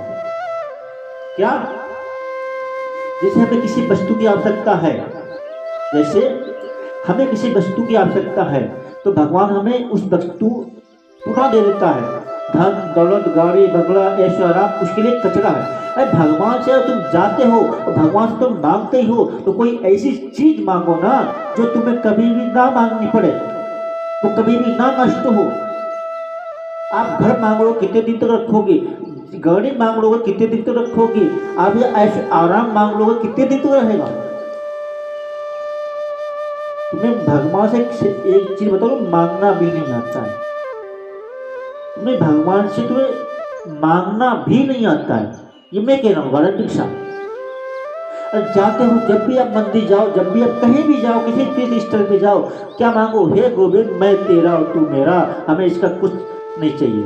अगर तू मुझे मिल जाए तो हमें सारी दुनिया की संपत्ति हमारी हो गई, तेरे सिवा हमें कुछ नहीं चाहिए। और अब जो हमें कुछ दे नहीं है तो तू हमारा हो जा और हम तेरे हो जाए, बस इतना ही मुझे चाहिए, इसके सिवा हमें कुछ नहीं चाहिए। जय श्री श्याम। ये सुदामा जी महाराज जी को ये जो है सुदामा जी महाराज जी बताते हैं क्या, जब सुदामा जी महाराज जी को अभी आगे जब प्रसंग आएगा हम बताएंगे, आज तो नहीं आएगा, अगली कथा हम बता देंगे अगले संडे को जब आएगा। क्या कहते हैं सुदामा जी, हे कृष्ण आपको क्या लगता है ये आप हमें बड़े बड़े महल देके बड़े बड़े ऐसे आराम थार देके तो हमें अपने से दूर करना चाहते हो? नहीं, सुदामा जी ने ठोकर मार दी उस महल पे, उस ऐसे आराम पे कि हमें कुछ नहीं चाहिए, हमें देनी है तो सिर्फ वही हमें गरीबी दो जो हमें पहले थी, क्योंकि उस गरीबी में हम आपका नाम तो जपते रहते थे, और जो आज हमने सुख दे दिए तो आपका नाम भी जपना भूल जाऊंगा, अपने बाल बच्चों में लग जाऊंगा, ऐसे आराम जिंदगी में थाट बात संभालने में लग जाऊंगा, तुम्हारा नाम कब जपूंगा मैं? तो इसीलिए भगवान सुदामा ने भगवान के साथ ये सब ठुकरा दिया, हमें कुछ नहीं चाहिए, हमें कुछ नहीं चाहिए, और जो हमें देना है तो सिर्फ हमें अपने चरणों की भक्ति दीजिए, यही ध्रुव जी ने मांगा, और जो हमें देना है प्रभु हमें अपने चरणों की भक्ति दीजिए, और हमें इसके अलावा कुछ नहीं चाहिए। इच्छा तो बहुत थी हमारी, आपसे ये भी मांगूंगा वो भी मांगूंगा, ऐश्वर्य राम बहुत सारी जिंदगी ठाट मांगूंगा, पर आपके दर्शन करने के बाद मुझे ऐसा लग रहा है जो भी आपको कुछ भी मैं मांग लूँ वो एक ना एक दिन तो मिटना ही है, जो एक दिन जो मिट जाए वो क्यों मांगू, हम क्यों ना ऐसा कुछ मांग लूँ कि मैं कभी मिटे ना। इसलिए ध्रुव जी आज भी चांद तारा बन के आते हैं। देखो कितने भी प्रधानमंत्री हो गए, डीएम हो गए, एसपी हो गए, महोदय हो गए, कुछ भी बन जाना, पर अपने भारत का कल्चर जो है वो मत भूलना, भगवान का जो गोविंद का नाम है वो मत भूलना। मैं चाहूंगा भगवान को बड़ी बड़ी प्रतिष्ठा दे दे, बड़ा बड़ा सम्मान दे दे, बड़े बड़ी बिजनेस दे दे, बड़े बड़े पद पे बैठा दे, पर जो पद पे बैठने वाला इंसान भगवान को भूल जाता है वो समझो भी एक मरे हुए सम्मान हो जाता है। भगवान कहते हैं चाहे तुम दिल मन नहीं पर दो टाइटल नाम तो जरूर लो, जिसने तुम्हें भगवान ने बना के दिया है, जिसने इतना ब्यूटीफुल सा गिफ्ट दिया है, वो कम से कम नहीं तो दिन भर नहीं दो वक्त तो भगवान को नाम लिया करो। और एक बात मैं चलते चलते और कहूँगा, चलते क्या अभी तो करूँगा कुछ देर और भी, अभी कितना एक बजा भी और आधा घंटा होगी बस। तो जब भी आप अपने घर पे खाना बनाओ कुछ भी करो तो भगवान के भजन सुनने के साथ बनाओ, भगवान के भजन लगा लो जब खाना बनाओ। देखो भैया हमारा तो अपनी बताऊं यही हाल है, जब तक भगवान के भजन नहीं लगा लेता हूँ जब तक हमें कोई काम में कर ही नहीं पाऊंगा। अभी रूम में हूँ अकेला बैठा हूँ, कोई भी काम नहीं कर पाऊंगा, सही बता रहा हूँ। जब भी खाना बनाओ घर में, आजकल सबके घर में छोटे छोटे जो म्यूजिक आते हैं, होम थिएटर आते हैं, स्पीकर आते हैं, लगे होते हैं, भगवान का भजन चला लो। जब तक खाना बने भगवान के भजन चलते रहने चाहिए। फिर देख लेना एक महीने के बाद आपके घर में जितने भी क्लेश होते हैं, जितने भी आपकी अशांति भंग होती है, कभी वो दूर हो जाएगी, खुद अपने आप महसूस करोगे इस बात को। ओनली डिश एक महीने बाद जब भी आप घर पे भोजन बनाओ महादेव जी, भगवान के भजन करने के साथ ही बनाओ। एक तरफ जब भगवान के भजन चलते होंगे ना, और उसी भजनों के साथ जब आपका खाना बन रहा होगा ना, तो खाना खाना नहीं होगा महोदय जी, वो आप भगवान का प्रसाद बन जाएगा। और जब उस प्रसाद को पूरे जन सेवक जब पाएंगे, पूरी फैमिली आपकी पाएगी, तो आपके जो विचार जो दूषित हैं वो अशुद्धित में बदल जाएंगे। और इसी कारण इसी वजह आपकी जो घर की जो शांति जो वातावरण है वो शांति में प्रवर्तित हो जाएगा। बोलो राधे राधे। तो हमारा जो मुझे जितनी भी नॉलेज है, जितनी जानकारी है, वो हम आपके जरिए पहुंचाता हूं। और जो हमारी बात अच्छी लगती है तो एक भाई के नाते, एक पुत्र के नाते, या एक जो भी आप जो हमें मानते हैं, जो भी रिश्ता देते हैं, जो भी हमें जानते हैं, आपको अच्छी लगे तो मानो, और नहीं अच्छी लगे जो आप करते रहिए जो कर रहे हैं, उसमें कोई फोर्स नहीं। तो मैं आपसे यही कहना चाहूंगा, आप जब भी घर पे, मैं तो मानना यही जब भी करता हूँ ऐसे ही करता हूँ, जब भी भोजन बनाता हूँ भजन सुनने के साथ ही बनाता हूँ। तो हाँ चलो आगे कथा आती है भक्त प्रहलाद की। जब भक्त प्रहलाद हिरण्यकश्यप के पुत्र थे। जब भक्त प्रहलाद जब पुत्र जब माँ के कोख में थे, जब उन्होंने कहा कि हे पुत्र ऐसी कोई कथा जय सुनाओ श्री श्याम जो हमारे जो पुत्र हो वो धन की उपस्थिति में आश्चर्य और तेजमान बने, वो सब जगत का ज्ञाता हो, बुद्धिमान हो। और उसके बाद जब प्रभु नारायण जी आए और नारायण जी को कथा सुना रहे हैं राजा हिरण्यकश्यप की पत्नी को, क्या जो हरि की कथा सुनाने वाले। देखो भक्त पहला भी गर्भ में है, गर्भ में भगवान कथा सुन रहे हैं, क्या क्या कह रहे हैं, गर्भ में बैठे बैठे जो हरि की कथा सुनाने वाले, जो प्रेम रसी पिलाने वाले, तुमको लाखों प्रणाम, तुमको लाखों प्रणाम। जो हरि की कथा सुनाने वाले, जो प्रेम रसी पिलाने वाले, तुमको लाखों प्रणाम, तुमको लाखों प्रणाम। कह रहे हैं ध्रुव जी, भक्त जी, प्रहलाद, ये जो हरि की कथा सुनाने वाले हैं, हे नारद जी, तुमको हमारे से लाखों प्रणाम हैं। तो ऐसे ही हमेशा हरि की कथा सुनाओ। उसके बाद जब भक्त प्रहलाद का जन्म होता है, जन्म होने के बाद राजा हिरण्यकश्यप को वरदान मिलते हैं, ब्रह्मदेव की उपासना करते हैं, ब्रह्मदेव वरदान प्राप्त करते हैं, क्या ना मैं दिन में मरूं, ना रात में मरूं, ना ऊपर मरूं, ना नीचे मरूं, ना अस्त्र से मरूं, ना शस्त्र से मरूं, ना नरक से मरूं, ना नारायण से मरूं, जो रहा बचा है मैं 12 महीनों में किसी महीने भी ना मरूं, मुझे ऐसा वरदान दीजिए। ब्रह्मा जी वरदान देते हैं कि जाओ, तथास्तु ऐसा ही होगा। वरदान दिया। अब हिरण्यकश्यप देखते हैं ना, अब जो किसी को थोड़ा सा कोई पद मिल जाए तो उसके अंदर क्या आता है, अभिमान आ जाता है, अहंकार जिसे बोलते हैं, और यही सत्यानाश की जड़ होता है। यही अहंकार जो है सत्यानाश की जड़ होता है। जरा से भी कोई प्रतिष्ठा मिल जाए, कोई पद मिल जाए, उसमें अहंकार आ जाता है, और अहंकार आया तो समझो विनाश है। मन में अहंकार नहीं आना चाहिए, कितना ही बड़ा पद मिल जाए अहंकार नहीं आना चाहिए। यही सोच लीजिए, हे प्रभु जो भी दिया है आपका दिया हुआ है, हमारा इसमें कुछ भी नहीं है, जो कुछ है सो तोड़ क्या लागे मोर, जो है सब तेरा है, मेरा कुछ नहीं है। तो इसीलिए भक्त प्रहलाद जो है राजा हिरण्यकश्यप के पुत्र हैं, और हिरण्यकश्यप पुत्र हैं। हिरण्यकश्यप अपनी सारी प्रजा को परेशान करने लगा, मारने लगा, कह रहे आज से तुम्हारा भगवान मैं हूं, तुम मेरी पूजा करो। आज से जो है तुम्हारा भगवान मैं हूं, तुम मेरी पूजा करो, तुम मेरी पूजा नहीं करोगे तो तुम्हारा वध कर देंगे, तुम्हें मार दूंगा मैं। आज से तुम्हारा भगवान मैं हूं।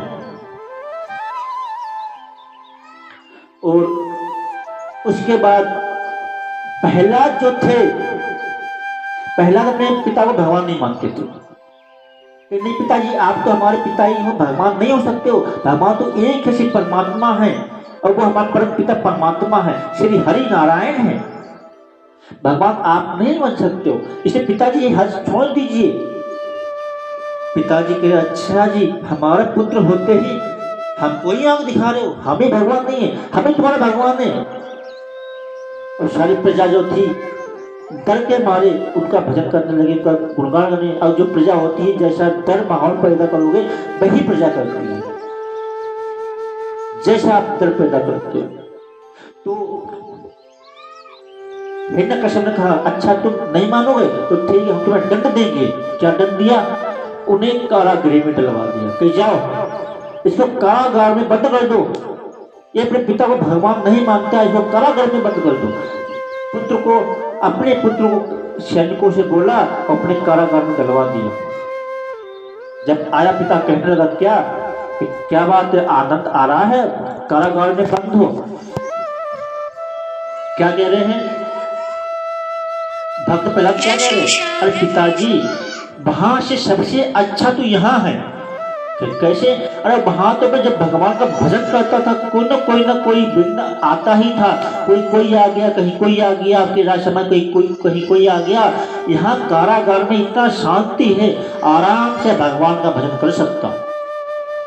आप जो हिरण्यकश्यप था क्रोधित हो गया। अच्छा, और उसके बाद एक और घटना घटी थी जेल में। एक काला सर्प आ गया। अब भक्त पहले डरे, थोड़ा सा जब पहले डरे तो डरने के बाद पहले एकदम अचानक याद आ गया, अरे काले तो हमारे बाके बिहारी जी भी तो हैं, क्यों ना है हमारे भगवान ही हैं, मेरे गोविंद यहाँ हैं जो शाम का रूप धर के आए हैं। और उस शाम को लगाया और गले से लगा लिया। वहाँ क्यों खड़े हो भगवान, ये प्रभु वहाँ पे क्यों खड़े हो, आओ हमारे गले से लग जाओ। जब जैसे सर्प को उठाया, अपने गले से लगाया, वो सर्प से गोविंद प्रकट हो गए। उस सांप में से गोविंद प्रकट हो गए। इतनी सच्ची निष्ठा, जो कहते हैं ना हमें कष्ट आते हैं, भगवान का नाम लेते हैं, स्मृति, इतना हमें कष्ट क्यों आता है? सुनो, जरूरी नहीं है भगवान का नाम ले रहे हो आपको कष्ट नहीं आएंगे। भगवान का नाम लेने से, अच्छे काम करने से और अच्छे मान सम्मान करने से जितना आप सुख पहले थे उससे ज्यादा और कष्ट आएंगे तुम्हें। क्यों आएंगे?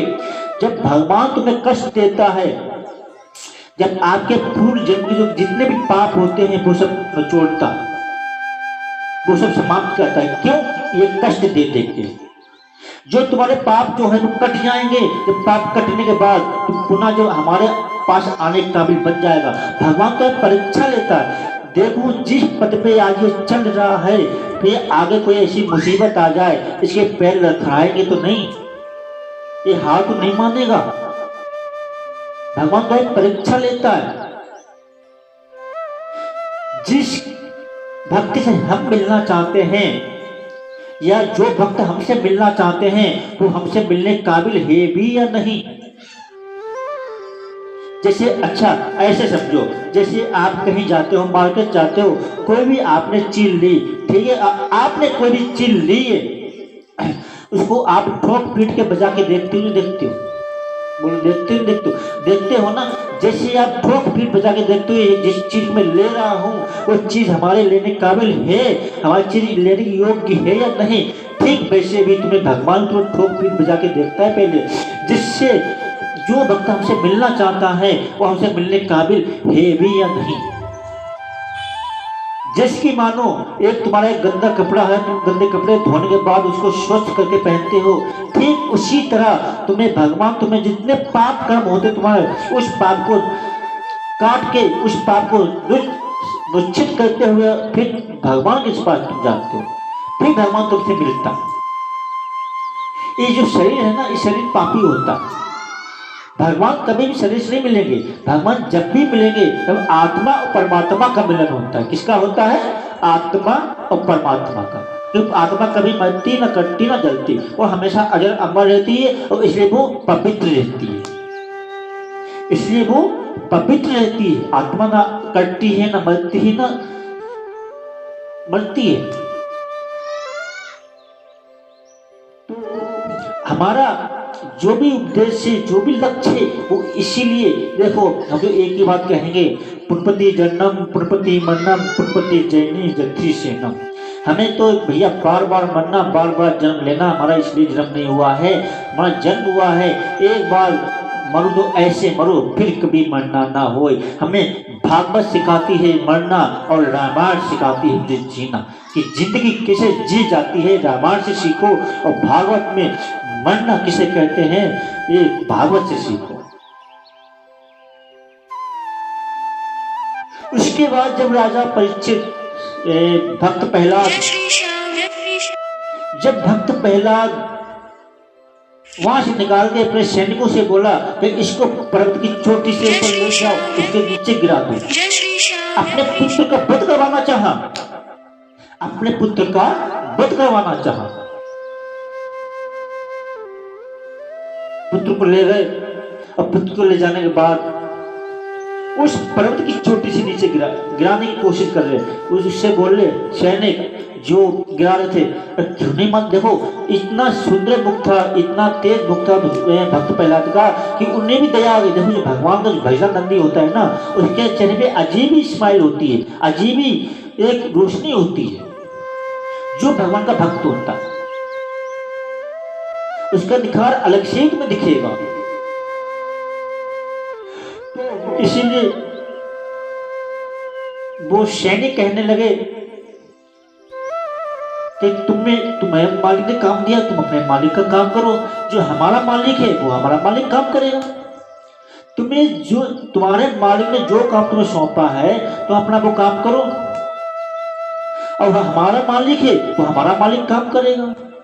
और कहते हुए एक बात कही, हे गोविंद, अब जो आज हमें कुछ हो गया तो हमें तो एक दिन तो मरना ही है। अब जो हमें इस चोटी से नीचे गिर के जैसे भी मरूं, पर एक बात ध्यान रखना, और जो आपके रहते हुए आपके पीछे हमारी मृत्यु भी हो गई तो आपके दुनिया में कोई नहीं पूछेगा, और आपकी बेइज्जती हो वो हमें स्वीकार नहीं है। इसलिए भगवान जैसे पर्वत की चोटी से नीचे गिराना चाहा, वो नीचे आके भगवान आके अपनी गोद में ले लिया। भगवान ने अपनी गोद में ले लिया और भगवान कहने लगे क्या कि फिर उसके बाद वहां से भी नहीं मरा वो। उसके बाद अग्नि में जलाया गया। क्या? अग्नि बैठा ला गया, ऊपर से कढ़ाई रखी और कढ़ाई में खोलता हुआ तेल उस तेल में बैठाया गया, और तेल पे बैठते ही वो शीतल जैसा जल होता है वैसे बन गया। देखो भगवान की माया। जब देखो थोड़ी जल्दी पूरी कर रहा हूं मैं, शॉर्टकट में जा रहा हूं थोड़ा सा। वहां से भी पूरी नहीं हुई ऐसी, वहां से भी नहीं हुआ तो क्या हुआ, एक उनकी बहन थी, हिरण्यकश्यप की एक बहन थी। बहन से क्या बोला, उसको वरदान लगा हुआ था, उसको अग्नि जला नहीं सकती। उसको एक ब्रह्मदेव से शीतल पट प्रदान किया हुआ था। ब्रह्मदेव ने उसको एक शीतल पट दिया हुआ था। जब तक तुम इस पट को ओढ़ करके रखोगी, तुम्हें अग्नि पानी कोई तुम्हें जला नहीं सकता, ना कोई तुम्हें डुबा सकता। उस बहन का नाम था होलिका। उस हिरण्यकश्यप की बहन थी, उसका नाम था होलिका। उसको ब्रह्मदेव की तपस्या करने के बाद उसको एक शीतल पट मिला हुआ था, और उसी पट मिलने के बाद होलिका आग में बैठ गई पुत्र को गोद में लेकर के। भगवान की कुछ ऐसी लीला हुई, ऐसी कुछ हवा चली, वो पट जो पट था शीतल पट, वो ध्रुव के ऊपर आके गिर गया और होलिका जी महारानी जल के भस्म हो गई। बोलो होलिका जी महारानी की जय। उसके बाद जब भी नहीं मरा, वो भी कोशिश नाकाम रही। उसके बाद कहने लगा, अच्छा तुम इतना ही भगवान को मानते हो, इतना ही अपने भगवान को पूछते हो, तो बताओ कहाँ है तुम्हारा भगवान? धरती पे पैर मारा कुछ नहीं था, जैसे गदा लिया पिलर में मारा, बताओ कहाँ है तुम्हारा भगवान? और भगवान नरसिंह भगवान पिलर फाड़ के, जैसे खम्भ होता है ना, आपने देखा होगा, जैसे पिलर है, आपने दिखा होगा अपने घर पे देखना, जो घर टिका हुआ होता है जिसमें छत टिकी होती है पिलर के ऊपर होती है, उस पिलर को भगवान फाड़ कर निकल पड़े। बोल नरसिंह भगवान की जय। उस पिलर को भगवान फाड़ के चीर के प्रकट हो गए और कहा, देखो मैं हूं तुम्हारा भगवान। और हिरण्यकश्यप को इतनी बुरी मौत मारी महाराज, इतनी बुरी मौत मारी कि कहा नहीं जा सकता। उसका सीना फाड़ दिया और कहा, क्या कि तुम्हें वरदान प्राप्त है, तुम रात को नहीं मर सकते हो। देखो क्या हो रहा है, ये संध्या काल है। सूर्य जब डूबता है ना, तब उसको संध्या काल बोला जाता है। ना दिन होता है ना रात होता है, वो दिन और रात का दोनों का मिलन होता है।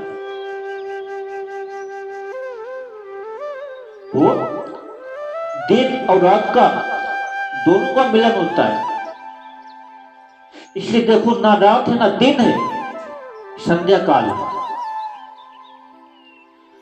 ना बाहर मर सकता हूं ना अंदर मर सकता हूं, एक वरदान ये भी है। तो देखो कहां में बैठा हूं, बीच चौखट पे बैठा हूं, ना अंदर हूं ना बाहर हूं, बीच चौखट में बैठा हूं। कहने लगे, ना मेरी मृत्यु नीचे हो सकती है ना ऊपर हो सकती है। तो कहने लगा, देखो मैं कहाँ है तू मेरी जगहों पे है, और बता क्या वरदान है तुझे? ना मैं अस्त्र से मर सकता हूँ ना शस्त्र से मर सकता हूँ, तो कहने लगे देखो ये क्या है मेरे हाथों में, ये नाखून तो जाके चीर दूंगा। और क्या वरदान प्राप्त है बता। और कहने लगा ना मैं नर से मरू ना नारायण से मरू। कहने लगे पर ऊपर से नीचे तक देख, कौन हूं मैं, पहचानो हमें, आधा नर हूं आधा सिंह हूं, देख लो मैं हूं कौन, पहचानो पहले हमें। देखो कोई भी शेठ आता है, कोई भी मंत्री आता है, उसके लिए अलग ही एक होता है। और क्या चीजें वरदान प्राप्त है वो बताओ। कहने लगा हम 12 महीनों से किसी महीने भी ना मरू। हिरण्यकश्यप कहने लगा हम 12 महीनों में किसी महीने भी ना मरू। तो भगवान ने कहा तुम चिंता मत करो प्यार, तुम्हारे लिए मैंने एक महीना अलग से बनाया है, खासकर तुम्हारे लिए। उसको कहते हैं एक अधिक मास। देखो हमारे हिंदी कैलेंडर के हिसाब से देख लेना 13 महीने हो गए। जो हिंदी कैलेंडर हमारा, जो अंग्रेज का इंग्लिश कैलेंडर नहीं, हिंदी कैलेंडर की बात कर रहा हूँ मैं। फोन पे भी सर्च मार कर देख सकते हो, गूगल से भी आप देख सकते हो। हिंदी कैलेंडर के हिसाब से हमारे महीने जो होते हैं वो 13 महीना होता है। उसी में जो 12 एक साल के बाद जो एक मास आता है वो एक अधिक मास आता है। उस महीने का नाम होता है अधिक मास। और उसी महीने में हिरण्यकश्यप थोड़ा मारा गया था, उसी महीने में।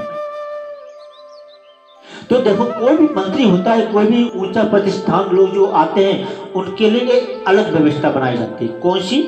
एक अलग ही व्यवस्था बनाई जाती है कि भाई देखो एक अलग रास्ता दो, कोई मंत्री साहब आ रहे हैं बैठेंगे, इनका सम्मान होता है नहीं होता है। ठीक वैसे भगवान ने तुम्हारे लिए भी अलग से महीना बना रखा है। ठीक भगवान ने भी तुम्हारे लिए वैसे अलग से महीना एक बना रखा है। वो महीना होता है अधिक मास। वो जो महीना अधिक मास होता है उसी में भगवान ने उसको मारा और उसका सीना से चीर दिया। मैं तो ये कहता हूँ जितनी बुरी मौत भगवान ने हिरण्यकश्यप को मारी है महाराज, शायद किसी को इतनी बुरी मौत मारी हो, किसी को इतनी बुरी मौत नहीं मारी। कंस को मारा, कंस को मारा, जासंत को मारा, और जासंत को मारा, कालियाबन को मारा, हेलावती को मारा, जितने भी हैं किसी को भी इतनी बुरी मौत नहीं दी। सबसे जो बुरी मौत दी है भगवान ने वो हिरण्यकश्यप को दी गई है। जितनी बुरी मौत दी वो जो बुरी मौत है हिरण्यकश्यप को मिली है। और भगवान इससे एक हमें संदेश देते हैं क्या, अब जो तुम हमारा मान करोगे, हमारा अपमान करोगे, हमें गालियां भी दोगे, हमें स्वीकार होगा, हम स्वीकार कर लेंगे। अगर जो तुम हमारे भक्त का अपमान करोगे ये हमें कदापि स्वीकार नहीं होगा, और तो हमारे भक्त का अपमान करोगे ये हमें कदापि स्वीकार नहीं, कदापि नहीं स्वीकार। तो हम इसीलिए आज की कथा थोड़ी सी श्याम बाबा की कथा सुनाना चाहूंगा कि श्याम बाबा कैसे बने, बबली नरेश कैसे बने श्याम बाबा। उसके बाद जो है कथा का हम विराम करेंगे। एक बार भीम के पुत्र घटोत्कच, घटोत्कच के पुत्र बर्बरीक, बर्बरीक की अहलवती के मैया से शादी हुई, अहलवती कन्या से शादी हुई घटोत्कच की, और उनके पुत्र बने बर्बरीक। थोड़ी जल्दी पूरी कर दूंगा कि समझ में आ जाए सब लोगों के। घटोत्कच के पुत्र बर्बरीक बने। जब बर्बरीक 14-15 साल की आयु में, जब 15 साल की आयु में उनको वो क्षत्रिय थे, और हर क्षत्रिय के चाहता है कि हम युद्ध में भाग लें, हमें क्षत्रिय बने। देखो इंजीनियर का लड़का इंजीनियरिंग बनने की सोचेगा, एक ड्राइवर का लड़का ड्राइवरिंग बनने की सोचेगा, एक बिजनेसमैन का बच्चा बिजनेसमैन बनने की कोशिश करेगा। तो एक क्षत्रिय थे वो क्षत्रिय बनने की कोशिश कर रहे थे, हम क्यों ना क्षत्रिय बने। तो उन्होंने कहा है माँ, ये जो महाभारत का युद्ध हो रहा है इससे हम भाग लेना चाहते हैं। बोलो माँ हम भाग कैसे ले सकते हैं।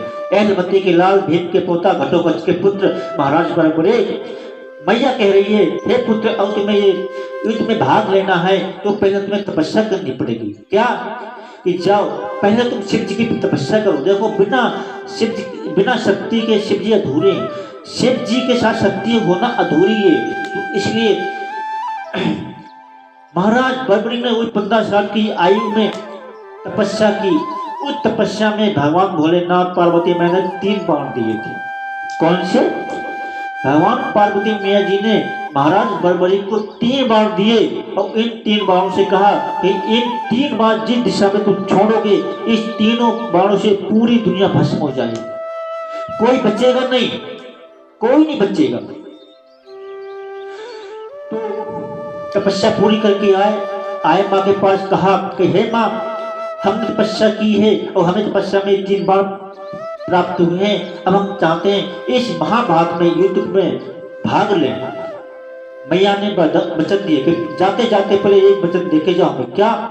कि पहला, जो तुमसे कोई मांगेगा तुम उसको इनकार नहीं करोगे। भाई ने बोला ठीक है माता जी, जैसे आप कहती हो वैसा ही होगा। और दूसरा वचन, जो तुमसे रास्ते में कोई भी चीज मांग रहे उसको इनकार नहीं करोगे, एक वचन ये। और दूसरा वचन ये मांगा, जो पक्ष हार रहा हो तुम सदा उसकी सहायता करोगे। जो पक्ष तुम्हें हारता हुआ दिखाई देता हो तुम उसकी सहायता करोगे। बड़े जी ने कहा ठीक है मैया, आप जैसा चाहती है वैसा ही होगा। आए उस समय में रणभूमि में युद्ध स्थल में जब घुसे, जब कृष्ण और अर्जुन का जब रथ हिला, जब भगवान श्री कृष्ण कहा हे कृष्ण देखो ये बालक कौन है जो इस महाकुंभ में युद्ध में ये घुसा चला आ रहा है, इसे अपनी मृत्यु की बिल्कुल परवाह नहीं है। भगवान श्री कृष्ण ब्राह्मण का रूप धर के गए कि हे बालक तुम कौन हो, हे बालक तुम कौन हो और इस महायुद्ध संग्राम में क्या लेने आए हो, इसमें तुम मारे जाओगे, दूर हट जाओ। बड़बड़ी कहने लगे हौसले उनके टूटते हैं जो हौसले के कच्चे होते हैं। अरे हम तो लड़ने ही युद्ध आए साहब, तो हमें इस युद्ध में भाग लेना है। भगवान कहने लगे अरे बड़े बड़ी बातें तो सब कहते हैं, तुम कुछ नहीं कर पाओगे, तुम्हारी एक छोटी सी आयु, क्या कर पाओगे तुम। बड़े कहने लगे अरे महाराज जो देखने में छोटा लगे उसको कमजोर मत समझो, जो देखने में तो छोटा पर घाव करे गंभीर, हम वो इंसान है महाराज, देखने में तो जरूर छोटा लग रहा हूँ पर घाव में जो है गंभीर करूंगा। ये हमारे पीछे 3 बार तक इसमें देख रहे हो ना, ये 3 बार तक इसमें पड़े हैं, इनसे हम अकेले पूरा युद्ध जीत सकते हैं। भगवान बोले बातें करने बड़ी आसान है, कुछ साबित करके दिखाओ तो मैं मानू। महाराज पब्लिक कहने लगे चल ठीक है।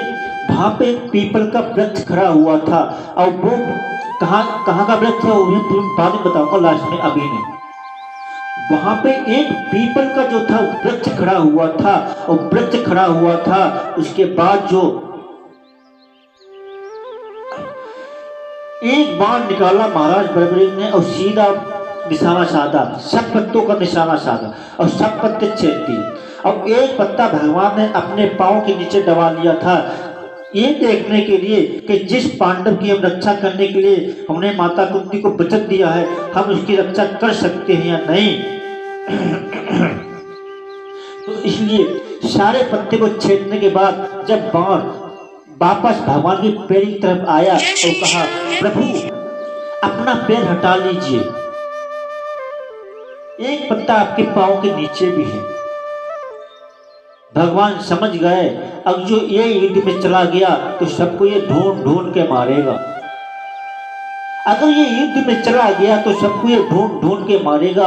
अरे इस बाण में इतनी शक्ति थी, जो युद्ध में लड़ रहा होगा वो तो मारा ही मारा जाएगा और जो उसके भाई को मारने के बाद जो आएगा लड़ने के लिए वो वही घर में बैठा बैठा मर जाएगा। इतनी शक्ति थी इस बाण में।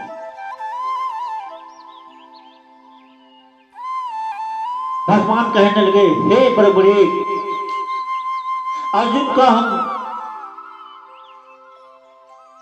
नहीं ले सकते क्योंकि तुम्हें हमें बलिदान देना होगा इस धर्म की रक्षा करने के लिए, इस युद्ध में महासंग्राम की विजय के लिए, इस आने वाले कलयुग की जन कल्याण के लिए तुम्हें एक शीश का दान देना होगा। भगवान महाराज बलबरीक से बोले तुम्हें शीश का दान देना होगा। महाराज बलबरीक बोले हे बलबरीक, भगवान बोले कहीं अर्जुन का हम नहीं ले सकते कि इन्हों को युद्ध रचना है, हम अपना शीश नहीं दे सकते कि हमें युद्ध रचाना है। और बच्चे तुम बलबरीक तुम अपने शीश का दान दो और धरती का जन से भक्तों का उद्धार करो। महाराज बलबरीक बोले हे प्रभु, जो शीश का दान मांग सकता है वो कोई ब्राह्मण साधारण ब्राह्मण नहीं हो सकता। प्रभु जो ये शीश का दान मांग सकता है वो कोई साधारण ब्राह्मण नहीं हो सकता। हे प्रभु हमें अपने दर्शन दो और हमें दर्शन देकर त्रिकाल करो। जब भगवान चतुर्भुजी रूप में आए और भगवान को दर्शन दिए, राजा बलराज जरा सा विलंब नहीं किया, अपनी निकाली तलवार और शीश काट के हाथ महाराज जी के सौंप दिया कि ले जी प्रभु संभाल।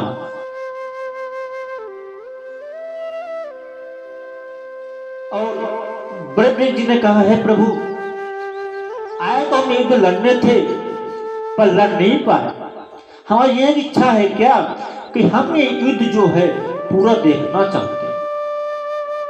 हमें युद्ध जो है पूरा देखना चाहता हूँ, हमें युद्ध कृपा करो पूरी देखने का, पूरा युद्ध देख सको।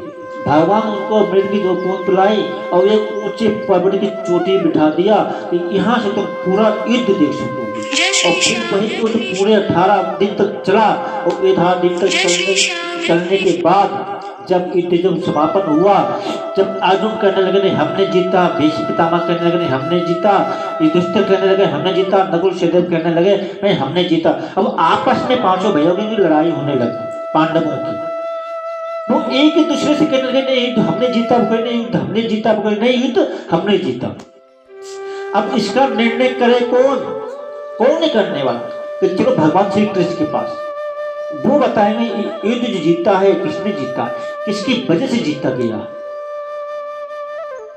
आए भगवान श्री कृष्ण के पास, कहे हे प्रभु हम बड़े उलझन में फंसे हुए हैं, अब क्या हुआ? अरे हम पांचों भाई आपस में लड़के मर जाएंगे, एक अपनी अपनी चेष्टा करने को कहेंगे नहीं युद्ध हमने जीता, वो कहे नहीं युद्ध हमने जीता, वो कहे नहीं युद्ध हमने जीता। ये तो प्रभु बताओ हमें ये युद्ध जीता किसने है, ये युद्ध जीता किसकी जीता गया, किसकी वजह से जीता गया? ये युद्ध जो जीता गया है ये किसकी वजह से जीता गया?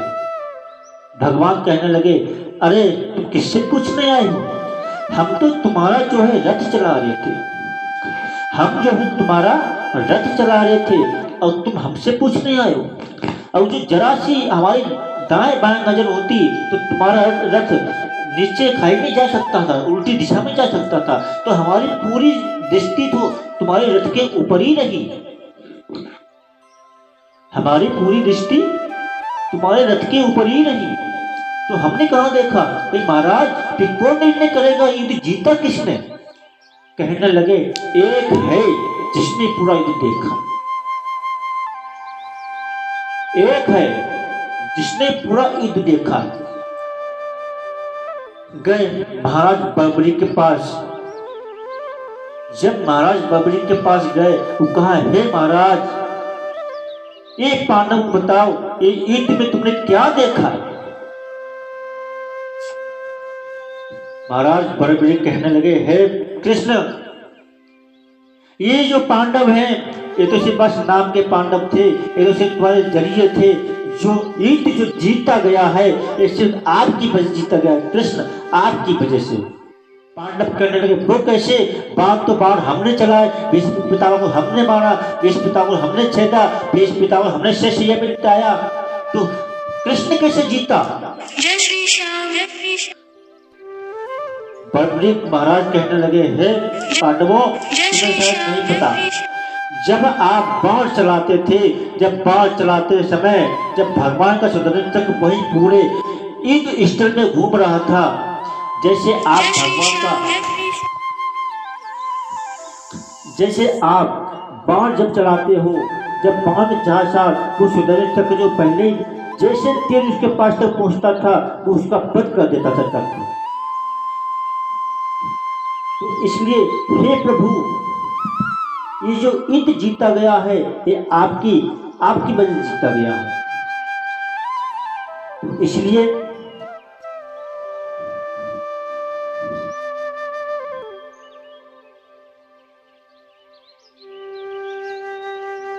ये जो युद्ध जीता गया है ये आपकी वजह से जीता गया है। हे कृष्ण, ये युद्ध की जो जीत हासिल हुई है, जो आज विजय हासिल हुई है, वो आपकी वजह से हुई है। महाराज भगवान कहने लगे, हे पुत्र, हे बर्बरीक, तुमने अपनी मां को वचन दिया था क्या कि तुम हारे का सहारा दोगे, जो हार के आएगा तुम इसका सहायता करोगे। आज हम तुम्हें बादाम देते हैं, जो हमारे पास आएगा, जो हमसे कोई गुहार लेके आएगा, कोई मनोकामना लेके आएगा, तो ये मुरली वाला श्याम नहीं तो खाटू वाला श्याम बन के सबकी सहायता करेगा, और तू आज से नाम होगा, तू सबका हारे का सहारा बनेगा। भगवान ने नाम दिया, अपना नाम दिया। तुम्हें लोग आने वाले कलयुग में जैसे जैसे कलयुग की बढ़ता जाएगा, वैसे वैसे हर हर घर में तुम्हारी स्थापना होती जाएगी। जैसे कलयुग बढ़ेगा वैसे तुम्हारा हर घर में उपासना होगी, हर घर में तुम्हारी पूजा होगी, तुम्हारा हमारे नाम से जाना जाएगा, श्री श्याम के नाम से जाना जाएगा। भगवान ने अपना नाम दिया। कौन सा नाम? जो भगवान खुद अपने आप से रखा था। भगवान ने महाराज बर्बरी को नाम दिया श्री श्याम। इस नाम से तुम पूजे जाओगे। जैसे जैसे कलयुग बढ़ेगा वैसे वैसे हर घर में तुम्हारी मान्यता बढ़ती चली जाएगी। और तुमने अपनी मां को वचन दिया था, जो तुम्हें कोई चीज मांगेगा तुम उसको मना नहीं करोगे। आज के तुम शीश के दाने भी कहलाए जाओ। अब वो भूमि कौन सी है वो बता रहा हूं। वो भूमि है चुलकाना धाम। जहां दिया था शीश का दान, वो भूमि है चुलकाना धाम। आज भी वृक्ष को आज भी खड़ा हो, जिसमें पत्ते आज भी छिले हुए निकलते हैं। कुरुक्षेत्र में गए थे, दर्शन करके आया हूं। और मैं देख सकते हो, आप इस स्क्रीन पे आ रहा होगा, जो पत्ता जो है वो आ रहा होगा, आप देख सकते हो आज भी छिले हुए निकलते हैं। तो इसीलिए महाराज बलि को ये वरदान दिया भगवान ने, जो मुझे मुरली वाला श्याम कह के बुलाएगा, ये मुरली वाला श्याम नहीं तो खाटू वाला श्याम बन के सबकी सहायता करेगा। जो हार के आएगा तो उसको साथ खड़ा होगा, उसको जिताएगा। तेरी माँ ने वचन दिया था, जो हार रहा होगा उसकी तो सहायता करेगा। इसलिए जो हार के आएगा तो सदा सबका हारे का सहारा रहेगा। तो आज के साथ यहीं पे कथा प्राप्त करता हूँ। आई हो आप सबको बहुत अच्छी लगी होगी, और अच्छी लगी हो तो आगे भी शेयर करिएगा, सब्सक्राइब भी करिएगा, और हमारे इस चैनल को सब्सक्राइब भी करिएगा। और भी जन जन को इस कथा का रसपान, श्रीमद् भागवत कथा रसपान कर पाए, तो हमारे इसी साथ साथ इस कथा का प्राप्त करते हैं। हमारे सभी भाइयों को, सभी बहनों को, सभी हमारे माताएं को, हमारे सबको प्यार भरा राधे राधे, राधे राधे। सबको मेरा प्यार भरा मेरी तरफ से सबको राधे राधे। आई हो आपको हमारी बात अच्छी लगी होगी, कुछ अच्छी लगी हो, कुछ भी आपके मन में कुछ भी बात आगे दिल को छुई हो तो प्लीज उस बात को अपने हृदय से धारण कीजिएगा। वही बात आपका बेड़ा पार करवा देगी। यह हमारा ऐसा मानना है, ऐसा हमारा कहना। तो ठीक है, चलते हैं, फिर मिलेंगे इसी अगले संडे को। हो सकता है इस संडे को ना लिए बस ले जानी है खाटू श्याम में, कि हम बस भी सहायता भी करते हैं। तो इस संडे में, इसलिए अगले नेक्स्ट संडे आएगा, उस संडे को हम आपसे मुलाकात होगी। जब तक के लिए हमारे सभी भाइयों को, सभी बहनों को प्यार भरा राधे राधे, राधे राधे, राधे राधे। ठीक है, बंद श्री